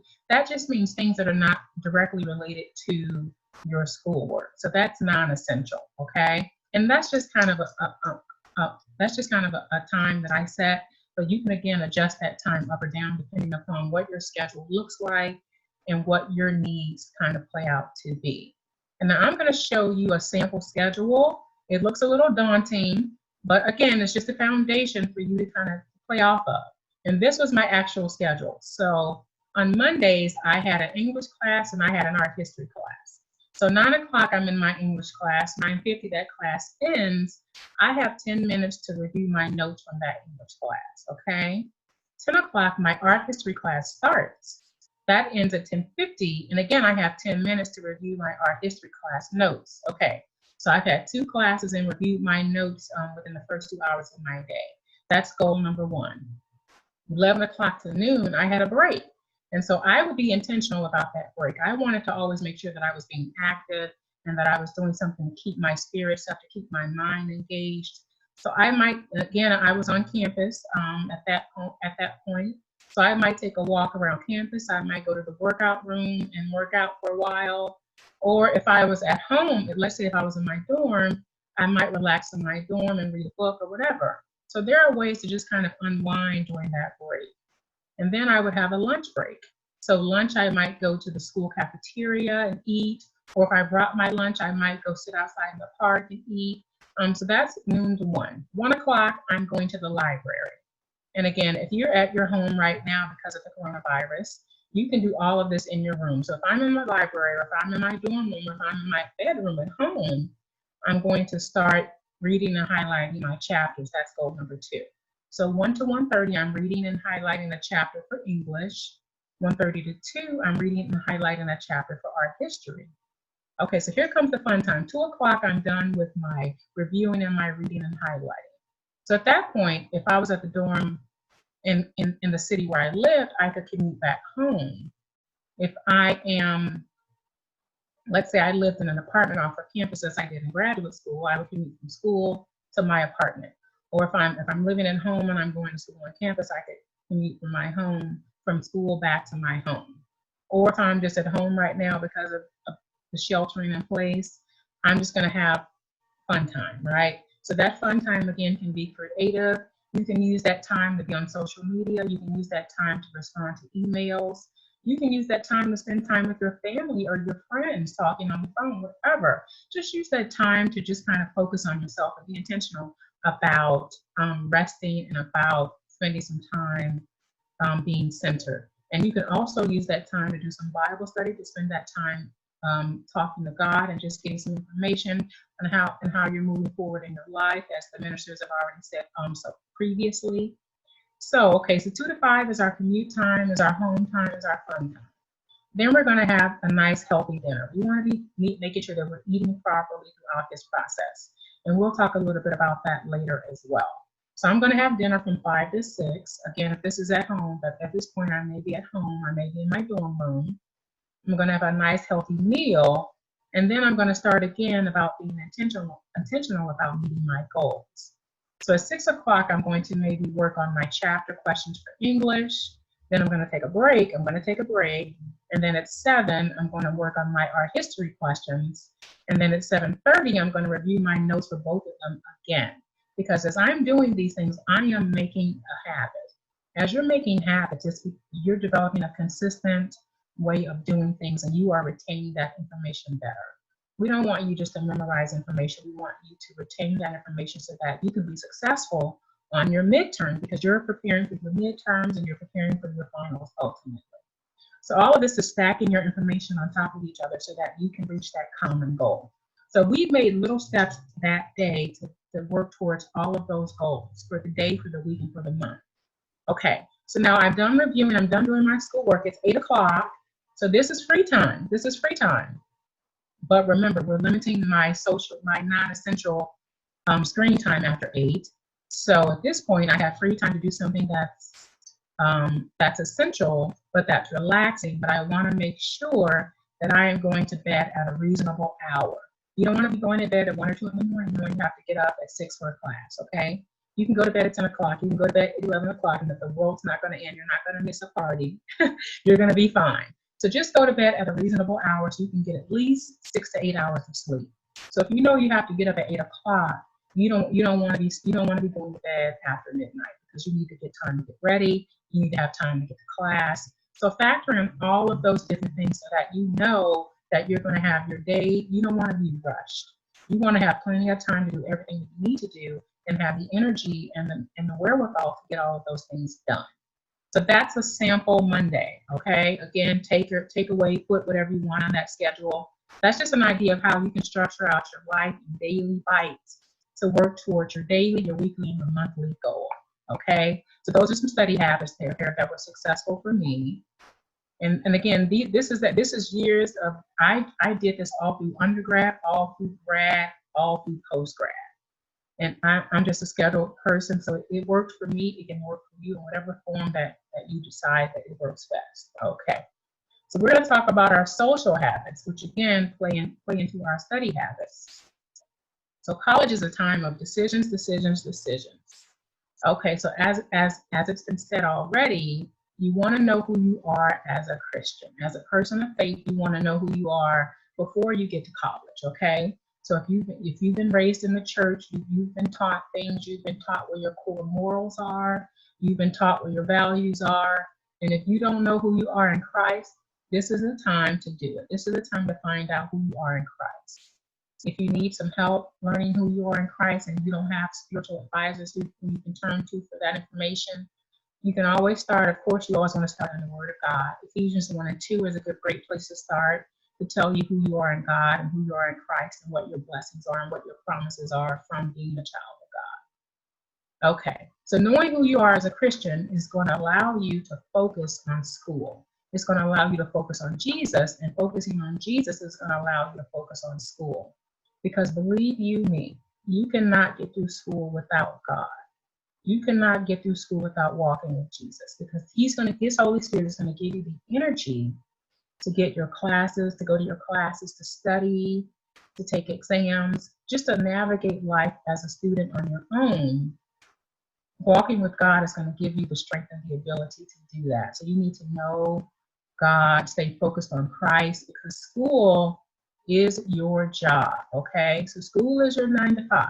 So take school seriously. Meaning that when you get a job and you know what your responsibilities are, then you'll understand how school is going to be similar. Okay, so school is your job. And Melody touched on this just a little bit, where she talked about knowing your circle. And again, we want to make sure that we know who we are aligning ourselves with. And when you know your circle, you want to keep it small, because you want to have a group of core people that you can trust, that are giving you wisdom, that are elevating you and not being stumbling blocks or distractions, okay? The key to being successful in school is to avoiding distractions. And you don't have to have just bad distractions. You can have good distractions. Something can be so awesome that you want to spend all of your time doing it. No, my friend, a good distraction is a distraction nonetheless. So make sure that you're limiting your distractions, okay? And I'm listing scriptures here that were helpful for me in developing this for you. And all of these scriptures are going to be laid out in the resource that I send out to you. So don't worry about jotting down if you can't, because I'm going to share those with you as well. And also in your social navigation, I want you to realize that a gracious no is a complete sentence.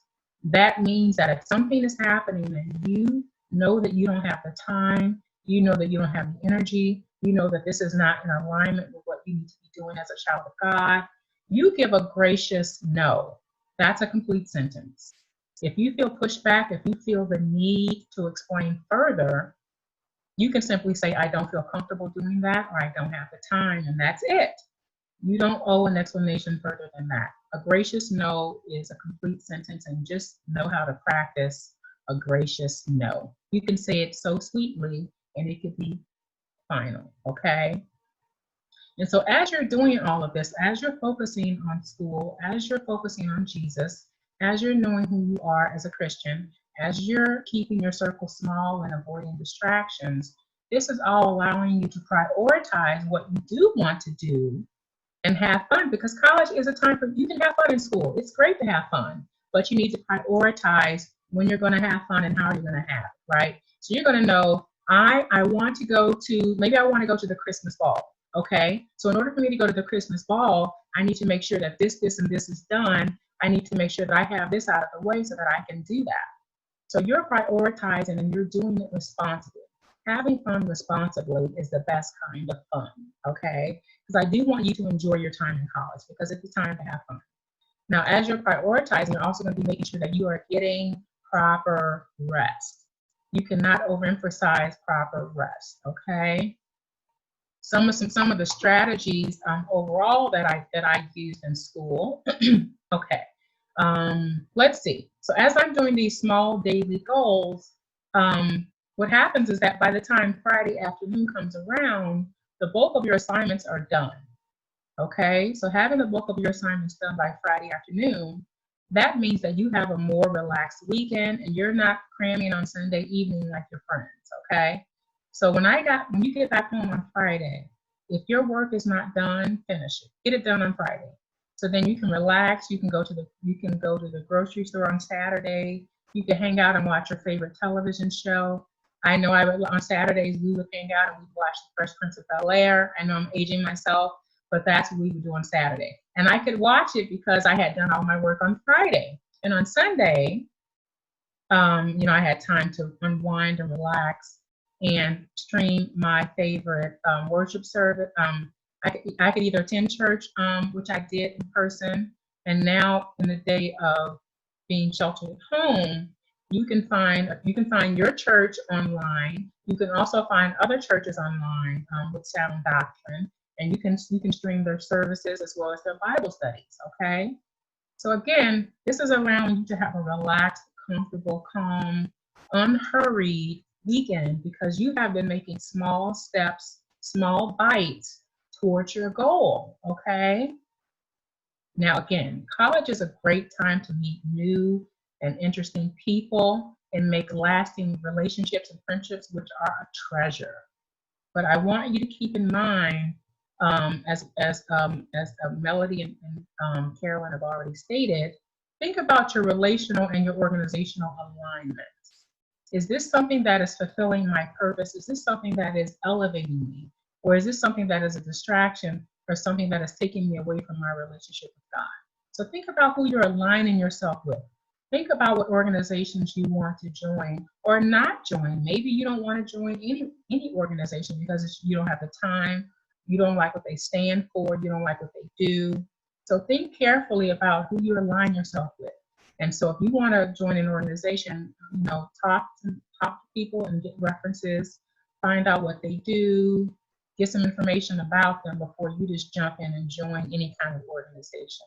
Because the ones you do join, you want to get the most out of them, you want to spend time enjoying them, and you want them to be a benefit to you, not only in school, but when you graduate and professionally as well.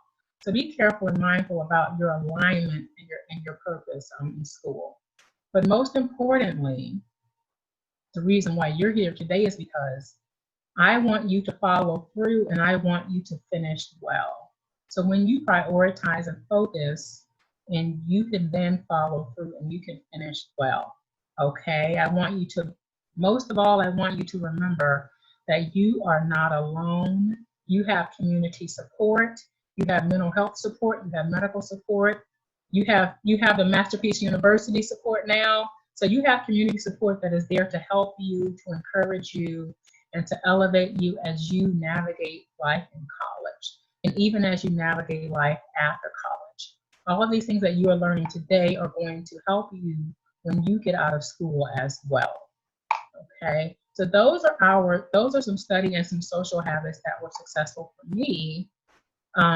Do you guys, and these are all the scripture references here that I'm going to give you when I send out the resource at the end of the session. Do you guys have any questions for me regarding your study or your social habits?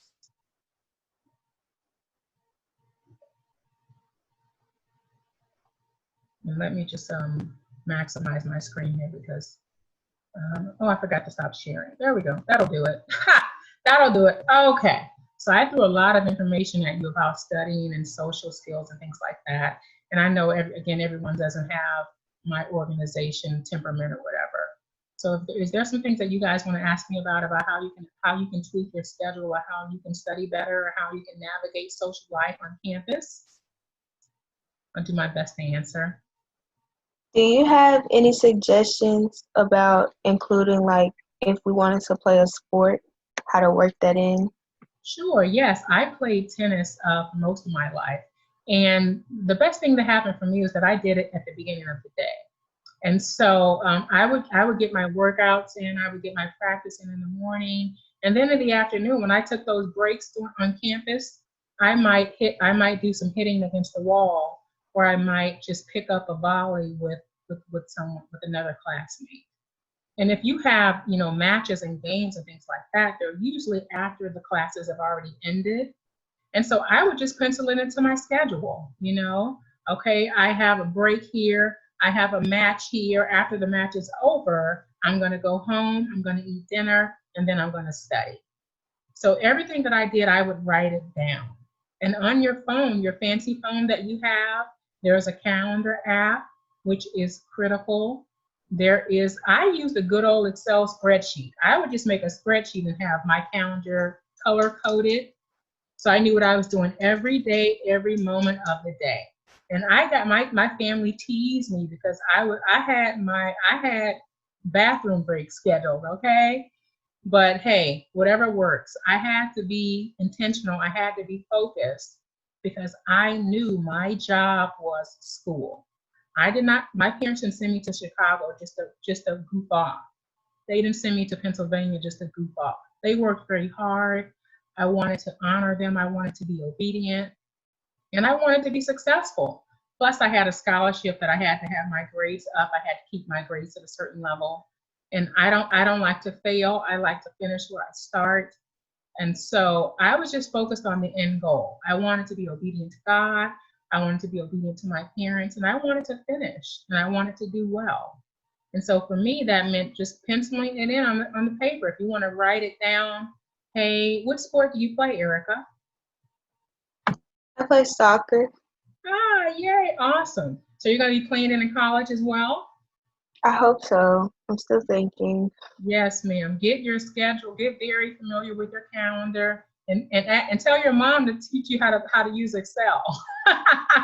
If you don't know how to use Excel, learn how to use Excel. A good Excel spreadsheet comes in handy in so many ways. I promise you. Yeah, and that's for being active. I'm so excited that you're going to be active. That's awesome. You want to keep your physical health up as well. We're going to talk about that a little later. Do we have any more questions? How long did it take you to establish your schedule? How long did it take me to establish my schedule? Probably within I kind of started working on the schedule before I went to college. I knew what my schedule was going to be. I had the opportunity to visit campus like a month before. And so we had already registered for classes, so I knew what my schedule was going to be like. And so I just kind of started working on a basic kind of outline template. And then when I got to school and I got settled into my dorm room and got to lay of the land, knew I had to take the shuttle bus or knew I had to walk. Carol and I had to take a shuttle bus to the other side of campus, okay? We couldn't even walk. We had to take a shuttle bus. So I had to factor in time to take the shuttle bus. And then if I knew I was going to walk, that was another half an hour to walk. And so I would just make a little schedule. So maybe after about a month, I had a routine and I knew what I kind of like to do. And then in my room, I had my roommates and my dorm mates, we had similar schedules. So on the weekend, we would do things together, like we would do our laundry, we would go to the store, we would work out. So we would kind of do things together. So we would kind of have an accountability buddy so that we were all kind of staying on track together. And on Sunday, when they were cramming, I went to church and I was relaxing because I did it on Friday. But yeah, so after about a month or so, you're going to find yourself getting into a rhythm and you're going to say, hey, I work really good in the afternoon, or I work really good in the evening, or I work really good in the morning. So give yourself like a month or so before, and then you'll get a rhythm and you'll figure out what works best for your body and for your temperament and for your schedule. Did that answer your question, Tatiana? Yes, ma'am. Thank you. You're welcome. Any other questions, guys? Okay, so we're gonna take a 10-minute break, yay. And when we come back, Latoya Connors Gray is gonna chat with us about money.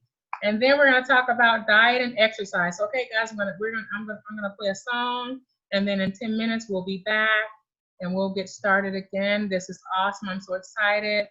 And see you guys in 10 minutes, okay? All right, guys, our 10-minute break is up. Are we all back and ready to hear Mrs. Gray? Let's see here.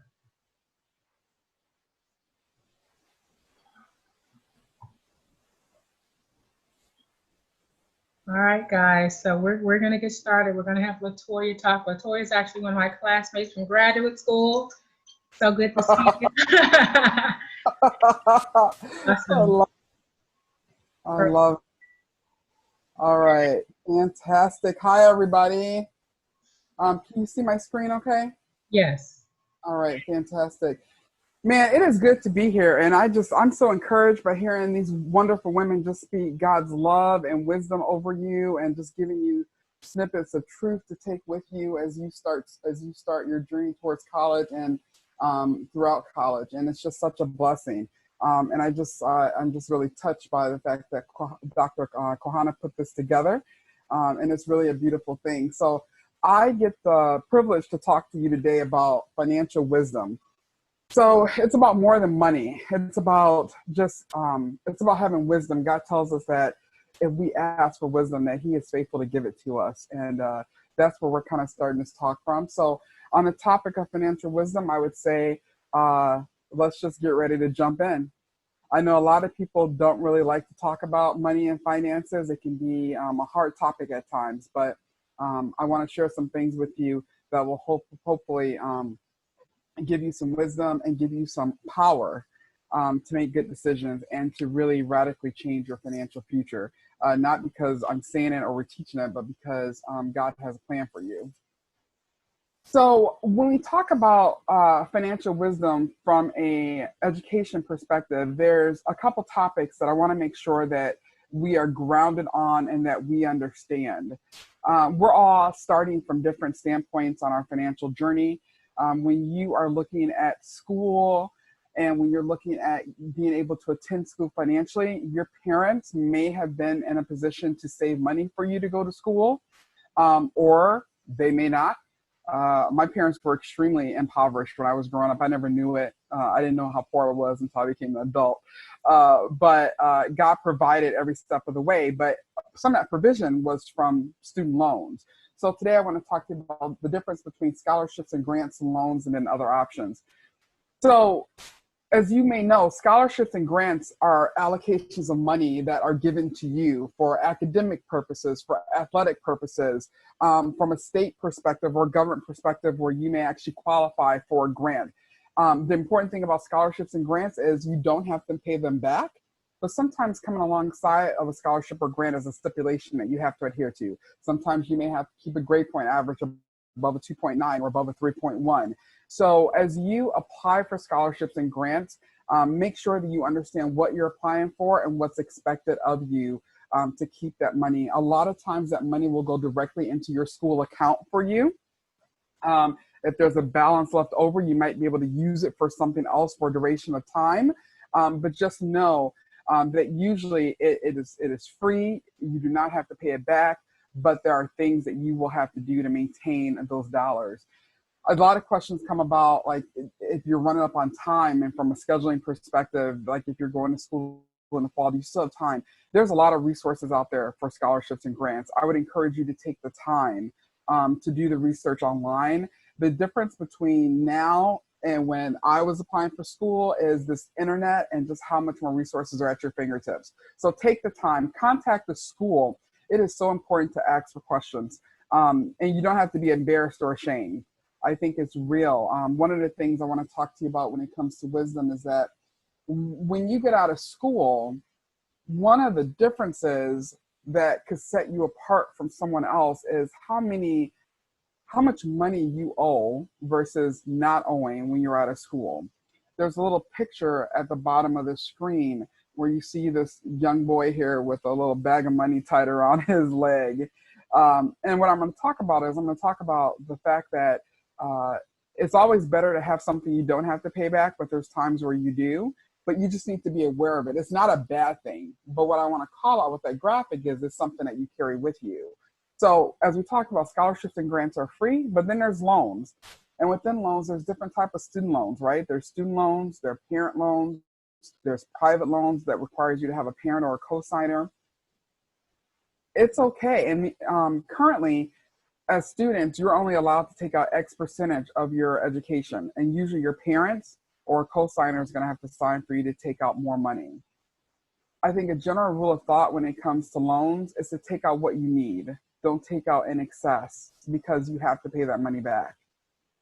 Some loans actually start accruing interest. If we talk about interest, that's the amount that you are paying for the flexibility to have that money given to you, right? Because an institution wants to get paid, right? So some interest starts to actually accrue while you're still in school. So if you've got 4 more years to go or 3 more years to go, you're paying interest all along. So if you take out $50,000 in student loans, there's a good chance that you're paying back another couple $1,000s in interest, right? So it's important for you to understand what true dollar amount you're taking out that you're going to owe. I think there's also situations where your parent might not be able to be a co-signer for you. So there's some situations there where they're unique and they are sometimes a little hard to talk about, but I just want to encourage you that your school has a financial aid department, and that those people that work in the financial aid department is able to come alongside you and talk to you about your options. But you don't have to stop there. If you're uncomfortable having really deep, detailed conversations with your school financial aid department, you can talk to your local bank. You can get a referral to another institution or source of people that you can talk with about loans and about money. But I will just throw out one word of wisdom, and I would encourage you to even think and pray about it. One of the best relationships I had at my undergrad, especially in undergrad, not necessarily in grad school, it didn't really apply, but in undergrad, was actually with the financial aid officers at my undergrad institution. Because there was times where the bills were coming due, and I know there was X amount of money that was going to go in there, but I was going to fall short, and I would go and have a conversation. You would be amazed at some of the resources that they have at their fingertips. The other thing I would tell you is if you are having a difficult time financially right now, like if you know that finances are something that's not so strong in your family, or even with you personally right now, I would just remind you that where you are now is not where you're going to be in the future. And as you're investing in your education, you are proactively taking steps to get out of hard situations. Doesn't mean you'll never have a hard situation in the future, but it means you're doing the right thing right now. Other options I want to talk with you about instead of just scholarships and grants and loans is working your way through school. When I was an undergrad, my personal experience is that I had 4 different jobs. I didn't work the 4 jobs consecutively, but over the course of that time, I had 4 different jobs. I was a tutor. I was a babysitter. At different points, I was a nanny. I worked in food service. I worked at the library. I was busy. When Kwahana talks about the fact that my schooling is my job, it all came together for me because I knew that in order to get the education I wanted, I didn't have someone else to go to. I had to actually make sure that I was able to provide. And then as you even look beyond undergrad, as you look into grad school, there's things like teaching assistant positions and things like that. For me, a word of wisdom may be that you always look for something that's potentially on campus, because sometimes I think that gets you more ingrained, it's more accessible, and it also just builds a whole level of new relationships with people in authority at the schools where they get to know you as individuals a little bit more, and you build a really great work ethic. So don't be afraid to work while you're in school. I would just make sure that you pay attention to your studies and your academics. Don't work so much that you can't do the things that you're trying to do, which is get an education. Okay, so keep this slide with you. I'm going to go on to the next slide. So one of the things I think that's really important when it comes to our younger generation is getting a good view of money. So establishing a very healthy view of money. This is a slide that I want you to be able to reference. It's not something you need to action everything right now, but I want you to really think about when you do have income, okay? And we're told to be diligent with what we have. You know, what is your view of money? So when you think about money, you know, there's income, and then you have your expenses, you have your necessary expenses, and then you have like the tithing and charity. I also want to talk about tithing and charity right now. One of the things that I think is super important is being able to get a good view of why we have money and the different things that we can do with our money. It's not just about paying bills. So I want to just drive that home. Other aspects of money, especially these days, is savings. It's hard to save money when you don't have money. I remember when I was younger, people would talk about, you're supposed to save money. And I was like, how can I save money? I can barely buy food. I can't pay my cell phone bill. And it was in the back of my head. But how that changed for me is I started to pray. Lord, I'm being told that I should have savings, but I barely have $25 in the bank. Can you help me, God? Can you bring increase? There was things that I started to pray on. And let me just be clear, it didn't happen all at once, but over time, it was getting into the mindset of trying to get financial wisdom and trying to understand of where I wanted to be, even though I wasn't there now. I also have a green box there called wants and delayed gratifications. There's always a time for us to want things, to desire things, the best technology and phones, the prettiest shoes, jewelry, or even going on a vacation. And now the whole big thing is healthcare, right? Self-care.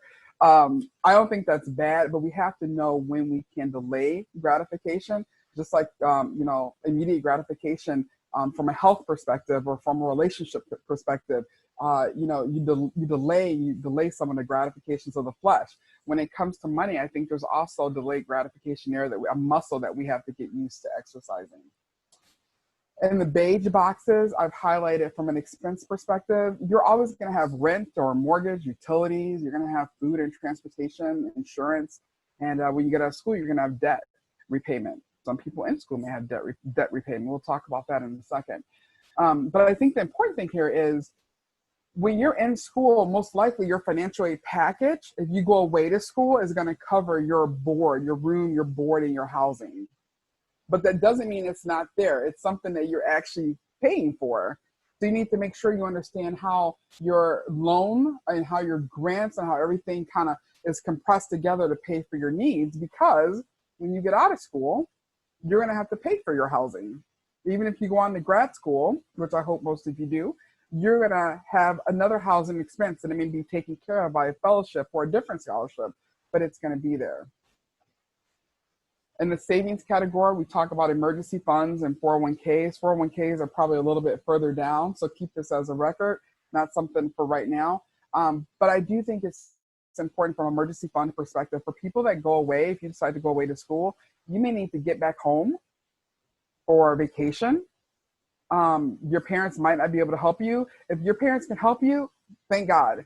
But if they can't, think about how would you get back home for vacation if you're a couple 100 miles away? Do you have to buy a plane ticket? Do you have to catch the bus? Can you hitch a ride with a friend going in the same direction, somebody that you trust, right? So it's something to think about. Like, think about the things that you need. One of the things I'll tell you a quick story on is when I was in undergrad, I would spend my winter breaks in other countries. But one winter break, I came home and my mom and dad couldn't come and get me, and I had to find a way home. I didn't have any gas money. I was tired. It was right after I stepped off the plane. But thank God I had a good friend that helped take care of me and helped me do what I needed to do. But you need to think and plan accordingly, and that's where some of the planning comes into place.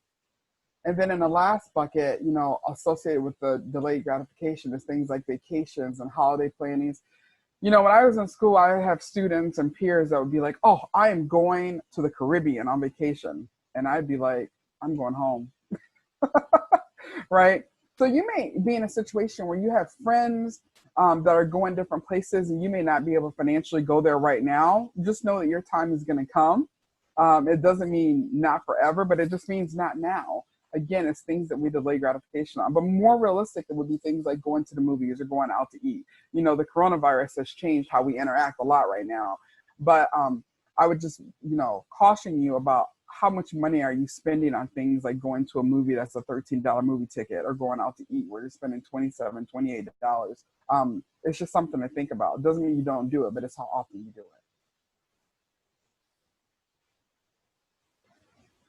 So when we talk about things like financial well-being, I think it's important that you have a toolkit.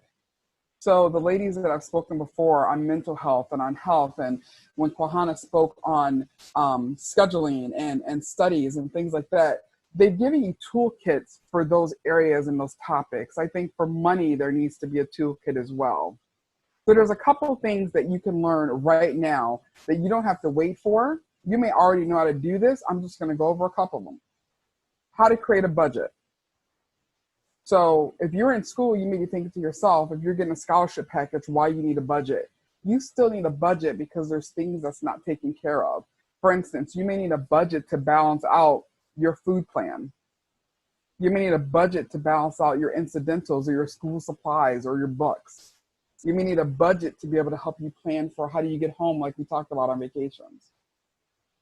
I think now is the right time to think about money the right way. One of the big things that I was amazed that a lot of people didn't know how to do, but I think that you can learn, is how to balance a checkbook.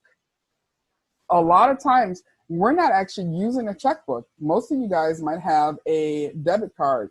Can I see a show of hands? How many people have debit cards or even have written a check? Can I see a hand? Anybody? Right? Is a debit card? Okay, how many people have written a check?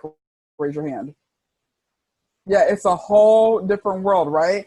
Or what about Apple Pay? I love me some Apple Pay for all my Apple people, or some Venmo, some Zelle.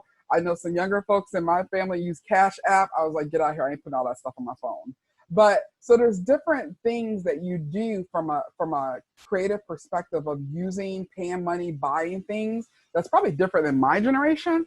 But here's the thing. You can Apple Pay, Cash App, Zelle, all you want. But if you don't realize how much money you got in your account, you could have a problem. So you still got to keep a running total of what you're paying for. I want to call out comparison shopping. Someone mentioned, I think it was Miss Miller mentioned, going to the grocery store, chicken 79 cents a pound versus a $3 pack and not understanding the translation. I think that at times we need to be able to comparison shop. You know, an example I had recently, I just want to share with you, is when you're getting ready to buy a new pair of tennis shoes, it is so easy to just go out and buy it because you need it. But if you take a step back to look at who's got a sale going on, is there a 15% coupon? Does Amazon have it cheaper? You could save a lot of money. And my kids are about to come in. So there's things that you need to do to be able to save money because every dollar matters. And then I want to talk about a credit card. So in college, one of the things that's going to happen to you when you get on campus is there's going to be college fairs, there's going to be rallies and things like that where they are credit card vendors. And it is going to be so attractive because they're going to tell you, get your credit card, and you're going to be like, yes, I can have my first credit card. Let me see a show of hands. How many people have a credit card already? Raise your hand if you have a credit card. Raise your hand if your credit card is associated with your parents. Okay. All right. So, you know, we're taught that credit cards are bad. I want to challenge that notion. I don't think credit cards are bad, but you have to use wisdom when you use credit.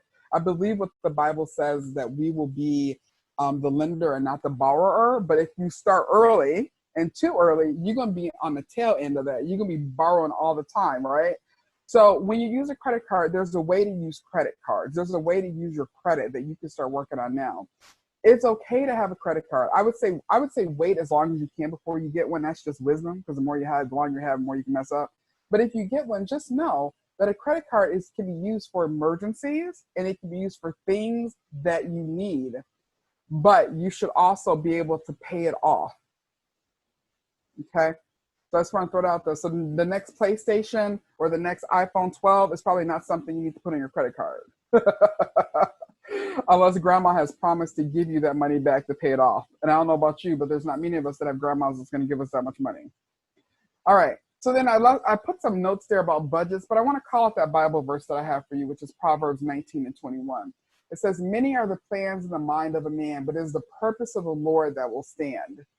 When it comes to your financial well-being, I just want to encourage you to pray. Ask God, what does he have for you from a financial perspective? If you are in a financial situation that you're completely comfortable with, you come from a situation where your mom or dad may have financial stability, that's great. You know what it feels like. But if you're in a situation where your parents maybe didn't have financial stability, you're going to be learning, and you may feel like you're always kind of against the tide or climbing harder than others. It's okay, but submit that to the Lord, because we're told in Jeremiah 29 that God has plans for us. He does. He hasn't forgotten us. God's eyes are roaming. He sees us. He sees our desires and our needs, and he's able to provide. And I'm going to talk a little bit more about that in a minute. But just know that when we talk about budgeting, that budgeting helps you to control your spending. It helps you to meet financial goals. It helps you to build wealth over time. It helps you to plan for expenses, and it gives you peace of mind. when you think about the one thing I said here about building wealth, it's not something that as college students you probably automatically think about. But I just want to say one thing about that. You're not going to school for today alone. You're going to school for tomorrow. As believers in the Lord Jesus Christ, we're not just planning for today, we're planning for our future. Even now at age 16 or 17 or 18, what I'm saying is submit all those plans to the Lord, and he will bring them to fruition the way he sees way he sees necessary, right? So building wealth is not just money. Wealth is wisdom. Money is one aspect of it, but wealth transcends just money. So let's go to our next slide here. So I want to give you some steps to make your first budget. Funny joke about budgeting. When I made my first budget, I started on paper and I had a notebook and I carried that everywhere with me. My parents didn't budget, but I budgeted for them. I was writing checks for my parents and helping them with their budget when I was 11 years old. My parents were a lot older. And then I remember getting to undergrad, and I'm dating myself, but at undergrad, I remember working with Excel for the first time and putting in my 4 little rows of money. And then over time, I did it again. And I've had a budget for like the last 20 plus years of my life, maybe a little bit longer than that. And it's amazing how my budgets have changed. And sometimes I go back and I look back and I thank God for where he brought me from. But why I'm telling you that is when you create a budget, the first thing is to stop and ask God to rule and reign in your life and in your finances. Just like we were talking about good habits. If you have good habits now, if you start them now, they will go with you for the rest of your life. In my life, from a spiritual perspective, I don't really like to go to the left or to the right unless I hear from God. And I pray that same thing for you. Because God is he intimately cares about our finances. So he cares, Tatiana and Ashley and Erica, about where you are financially, and Kate and Joy and Niana. He cares about where you are financially in your life. And he cares about if you're up against something complex or something not complex. He cares about walking through that with you. I would also say that as students, get ready to be able to identify all your sources of income. So this is a little interesting. It's easy if you're getting a scholarship or you're getting a loan to not proactively manage or know where your money is coming from or what's going on. I would tell you, here's a good thing you should know. You should know when your loans are going to be disbursed. You should also be able to talk to your registrar and your financial aid counselor about if it really got disbursed on time. And you should log in and look at your student account at the school and make sure you understand what the balances are and if you still owe. Because sometimes you're going to have a balance and sometimes you're going to have a surplus. Sometimes you're going to be zeroed out. You need to fully understand that. And if you have a little bit extra, you can ask the question, is something else going to be applied? Is there another charge that's going to come through? Can I get that money back, or can it be applied to the next semester? Don't be afraid to ask those questions. You have a right to ask those questions. When we talk about income, we talk about things like gross versus net. Make sure that you understand that in today's world, the Bible tells us to render to Caesar's what is Caesar's. We pay taxes. Depending on where you live, you may pay more. But there's just certain terminology that you want to learn and start to get in your head. As a student, one of the things that you can start to do now that's really important is you can begin to look at what expenses you have. You may have a grocery bill expense. So you'll be able to get food out of the cafeteria, but you may need to buy your snacks. How much is that costing you, right? It's a variable expense because it's going to change. Okay. A fixed expense is something that stays the same. So your tuition per quarter may stay the same, or it could be a tuition increase. Your housing may stay the same over time. But understand what a fixed expense is versus a variable expense. And then my last point here is to settle in your heart and your perspective on the fact that God is able to take care of you and provide for you. What I mean here is, do you believe that? Do you believe that not only your parents or your friends or your professors or someone else is able to provide for you and take care of you, but God is able to provide for you? He cares about you individually. If there was no one else, there's him. When you have seasons where you may feel alone, you're never alone. But I just want to encourage you that God can take care of you. And when it comes to tithing and giving, one of the things now is as a college student, it may be too early to really start thinking about actually tithing. But I do want to fashion it in your heart that God has given us a formula. He's given us, he has said, hey, you take 90%, but give me 10% to further the church. So think about your giving.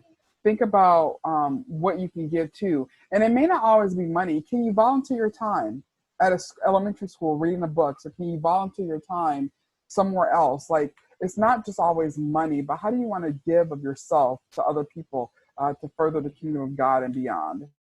So that's something to think about. This slide right here, I am not going to focus on, but I'm leaving as your toolkit because I know Dr. Kahan is going to send this out to you.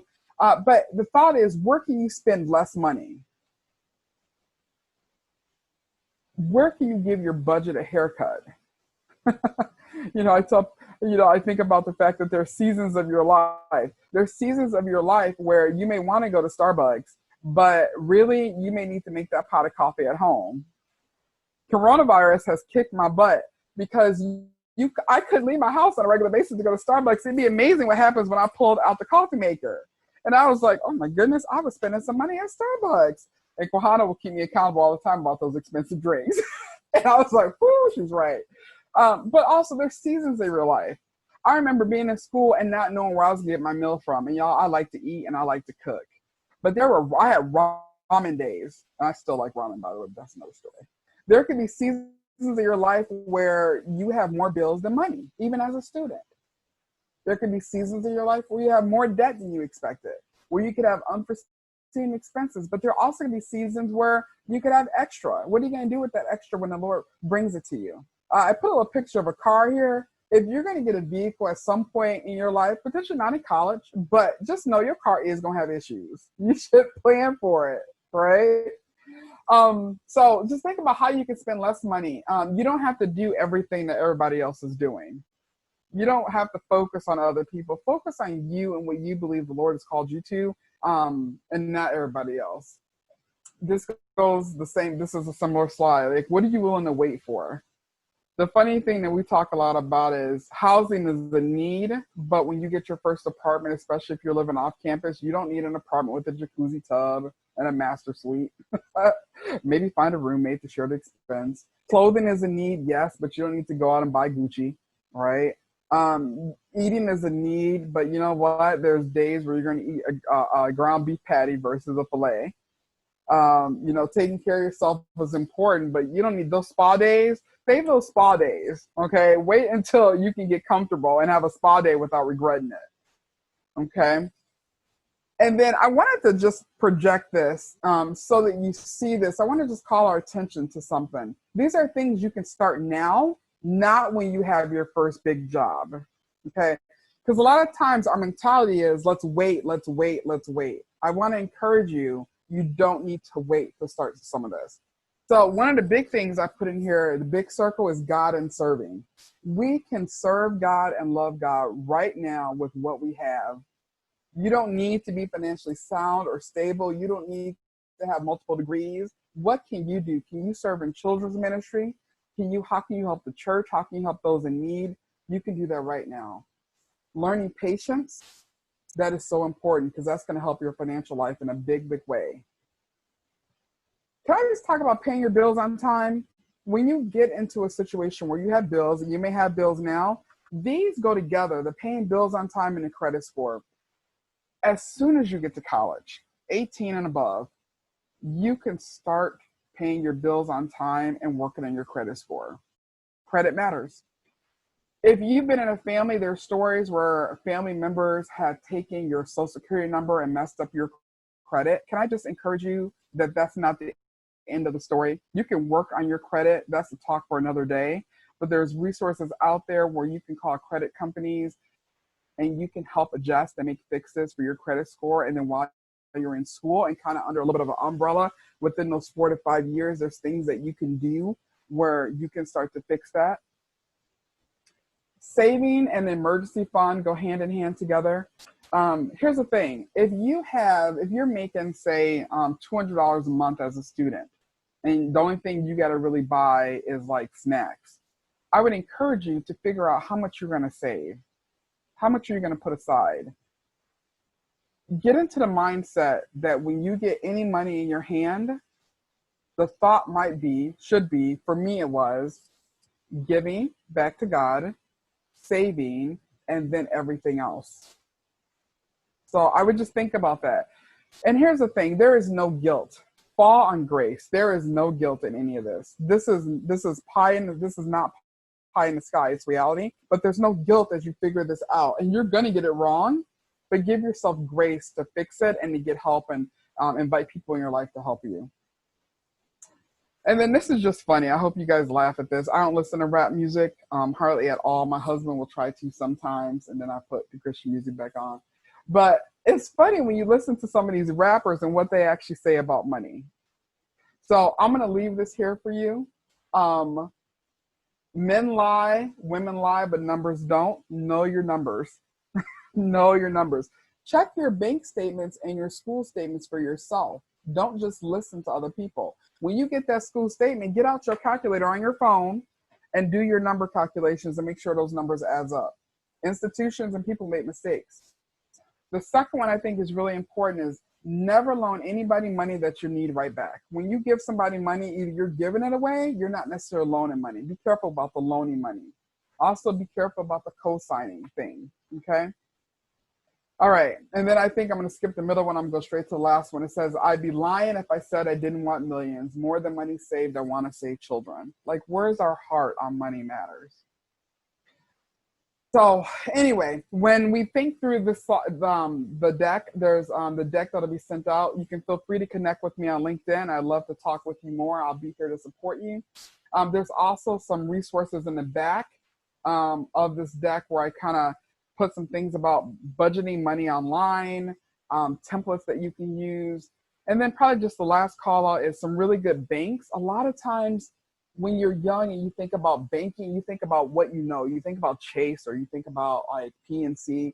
There's some really good banks that you can become a part of that will grow with you over time, and you don't need a lot of money, and they're well-known banks. So think about that. And I just, I thank you for letting me be here. I did leave you a page of scripture references. Philippians 4:19-20. That's a beautiful one. God will supply every need according to his riches, not yours, but his riches. All right, so with that, I'm cognizant of time, Miss Kwahana. So I want to open up. Does anyone have any questions on money that I can answer? And you might be on mute.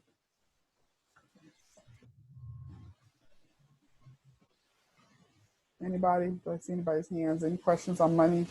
Anything you want to talk about? All right. Fantastic. Perfect, perfect. Thank you so much. Awesome, awesome, awesome. Good, good stuff. I hope you guys are being encouraged and blessed by all of this, because I am. So we're going to talk now about diet and exercise. So let me share my screen with you so we can, let's see. Here we go.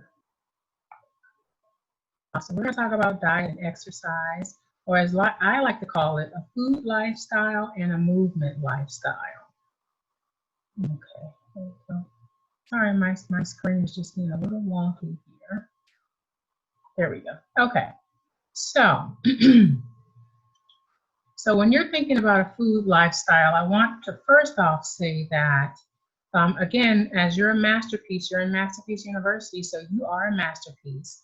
So that means that what we're doing with our food lifestyle is we are trying to find a balance for the fuel to be the healthiest you. So that means there's no set weight that you need to be. There's no way that you need to look. We know that there's a myth that when you go to college that you're going to gain the freshman 15. I'm here to tell you, you don't have to gain the freshman 15. You don't have to lose 40 pounds like Miss Carolyn. You can find a way to maintain and to kind of tweak what you want to do to find the healthiest balance for you. Okay, so what are some things that you can do to be your healthiest you as a masterpiece? So one of the things you want to think about doing is consulting a nutritionist. And the reason I say nutritionist is because a nutritionist is trained to work with the medical piece, the social piece, and the mental piece to find something that is individual to you. Of course, you're going to check in with your physician because the physician can kind of tell you some things that may be a challenge for you. Maybe there are foods that you're allergic to that you can't eat in excess, like I can't eat a lot of citrus.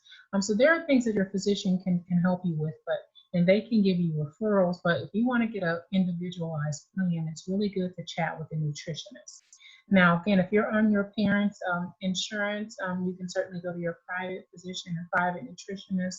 If you don't have private insurance, campus usually has a clinic with those services available. I was on my parents' insurance until I was 26, but I did have an on-campus nutritionist that I was able to use for free even after I graduated. So think about a nutritionist to identify those challenges of food allergies, also triggers. For me, cake is a trigger, so I want to be careful about cake. So they can go through all of those things with you. And as you're identifying those challenges, you're going to be thinking about how I can moderate, how I can balance what I'm eating, and if possible, I may need to eliminate some things or just avoid them altogether. But I want to encourage you that whatever you're doing right now and you're doing it well, keep doing that. Maybe you just want to just maintain where you are, not gain or lose. You just want to stay where you are, and that's great. And if you have techniques that are working right now, keep doing it. Now, if you want to make a little shift in your food lifestyle, let's think about setting some small, realistic goals. Again, I'm always talking about how to build upon, starting small and getting bigger. Because slow and steady is what you want to do. You don't want to gain or lose too much weight too soon, too quickly, because that's not healthy for your body. So as you're being slow and consistent and steady, you're building a habit that is allowing you to reveal the healthiest you and still giving you the fuel to do it and to live and to exist as a college student successfully. Okay, so what are some things that you're going to be doing in your food lifestyle? You're going to be eating like every 4 to 6 hours. You don't want to go longer than that without having a meal, a nice healthy meal. And your meal should ideally be lasting about 20 minutes, because after 20 minutes, that signals to your brain that I'm full, that I am satiated, that I have had enough food and I can stop now. And it is okay to leave food on your plate. Don't feel like you have to clean it all off the plate. You can leave some food on your plate, but 20 minutes is a good benchmark to say, hey, I'm full and I can push my plate away. And as you're eating as you're eating every 4 to 6 hours, you want to balance in some. You want to add in some healthy snacks. Okay, some healthy snacks. Take them on the go. Put them in a little baggie. I always have baggies in my backpack with carrots, celery, grapes, whatever your healthy snack is for the day. Pack it up ahead of time and put it in your backpack so you'll have it on your body at all times, okay? And I think someone talked about that already here. And also you want to make sure that you're drinking lots of water. You want to stay hydrated. Now you want to drink at least 6 to 8 glasses of water a day. Some say drink your body weight in ounces. That you can certainly do that as well. That's a lot of water. It keeps you cleansed. It keeps you, it eliminates the bad stuff. So drink a lot of water. We don't want you passing out and being dehydrated on campus. That happened to me, not drinking enough water.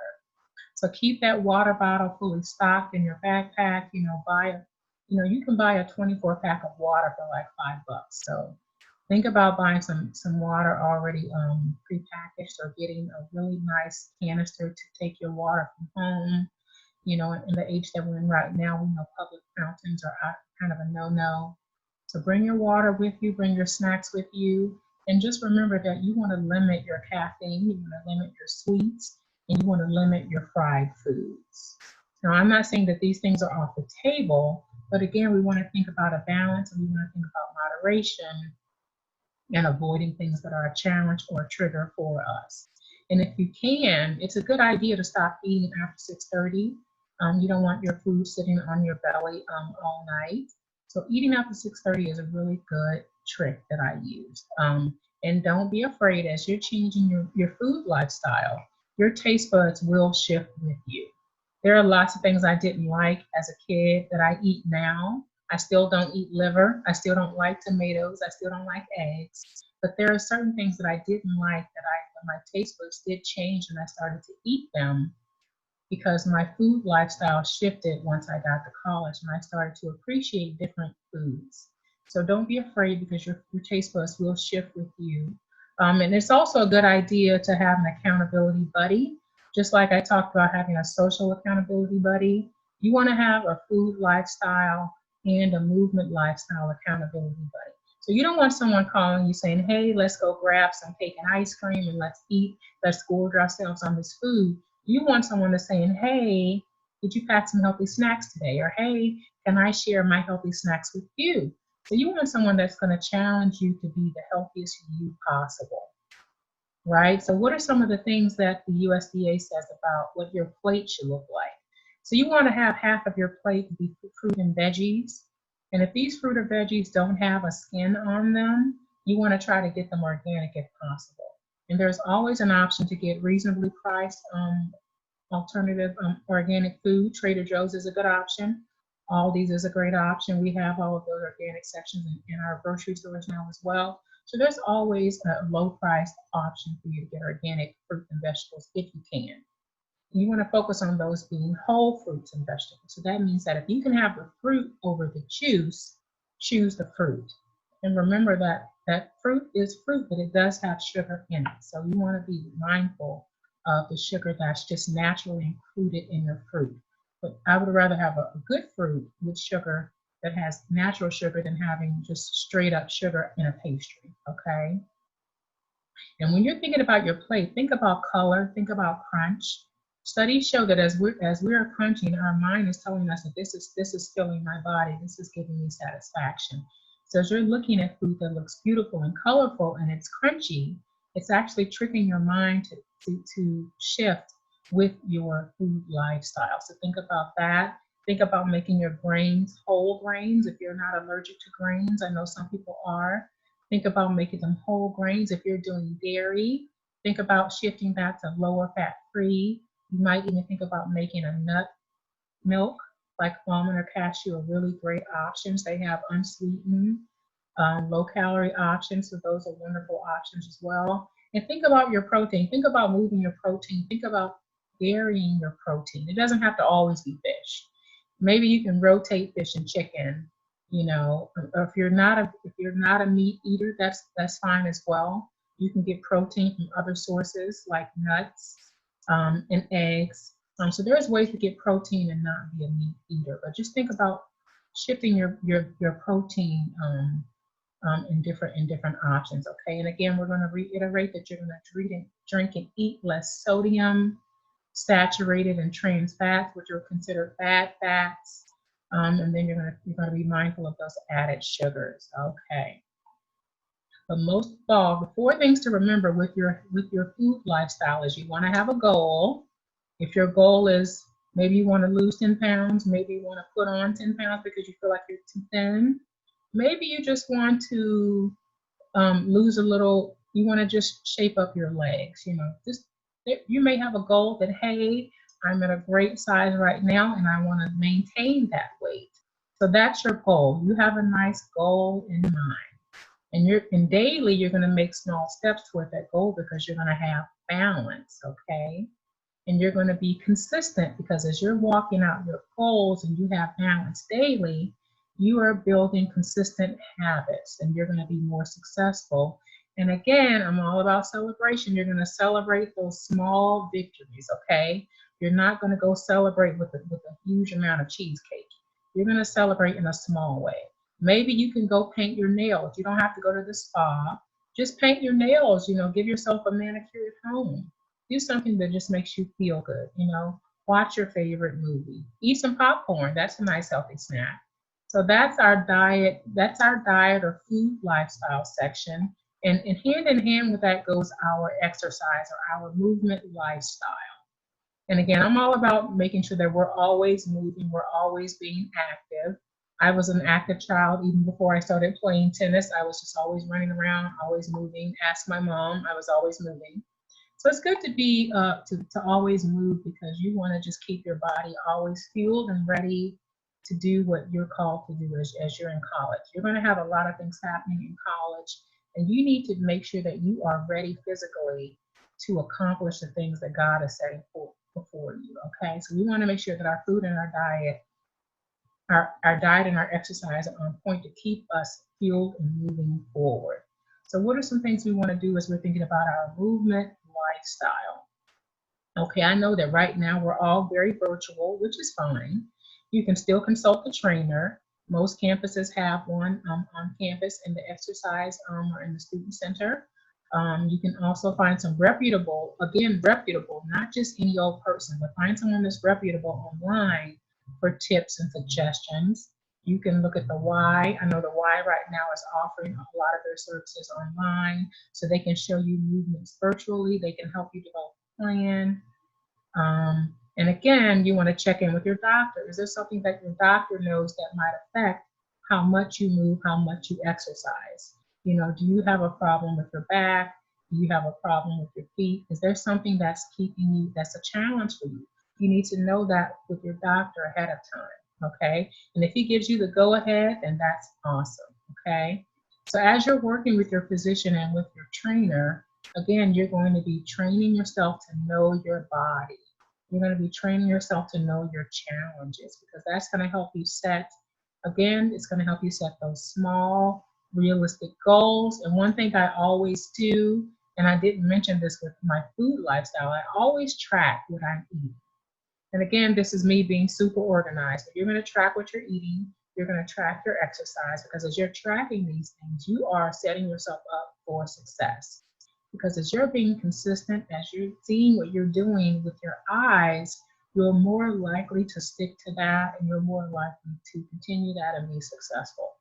And I'm going to share a lot of apps with you in the resource I send you, which has some fitness apps, some food tracking apps. Those things are going, and you can put them on your lovely iPhone. I have a lot of them on my phone, so you can do those and you can track yourself daily.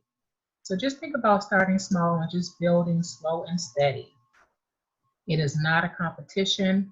You don't have to go and bulk up immediately. You don't have to go and lose weight immediately. You're just trying to just develop a lifestyle that'll stay with you for the rest of your life, okay? As Latoya said, you know, and as Carolyn said, and as Melody said, when, you know, this is the time to start thinking about these habits and these habits, because it's going to help you as you grow, as you get married and have a family of your own. You're going to have these lifestyles in place to better navigate your life as a mom, as a wife, as a student, as a professional. All of these things are good to know right now. Okay? So again, listen, when you're working out, when you're exercising, I want you to listen to your body before you work out, during your workout, and after your workout, because you're going to be drinking lots of water. You're going to be seeing if you're feeling okay, and you're going to make sure that you're getting the proper rest as well. Getting your proper rest is key for all of this. And I want you to have fun. There are lots of ways to work out. Everyday activities burn calories. You want to try to be active at least 20 minutes every day.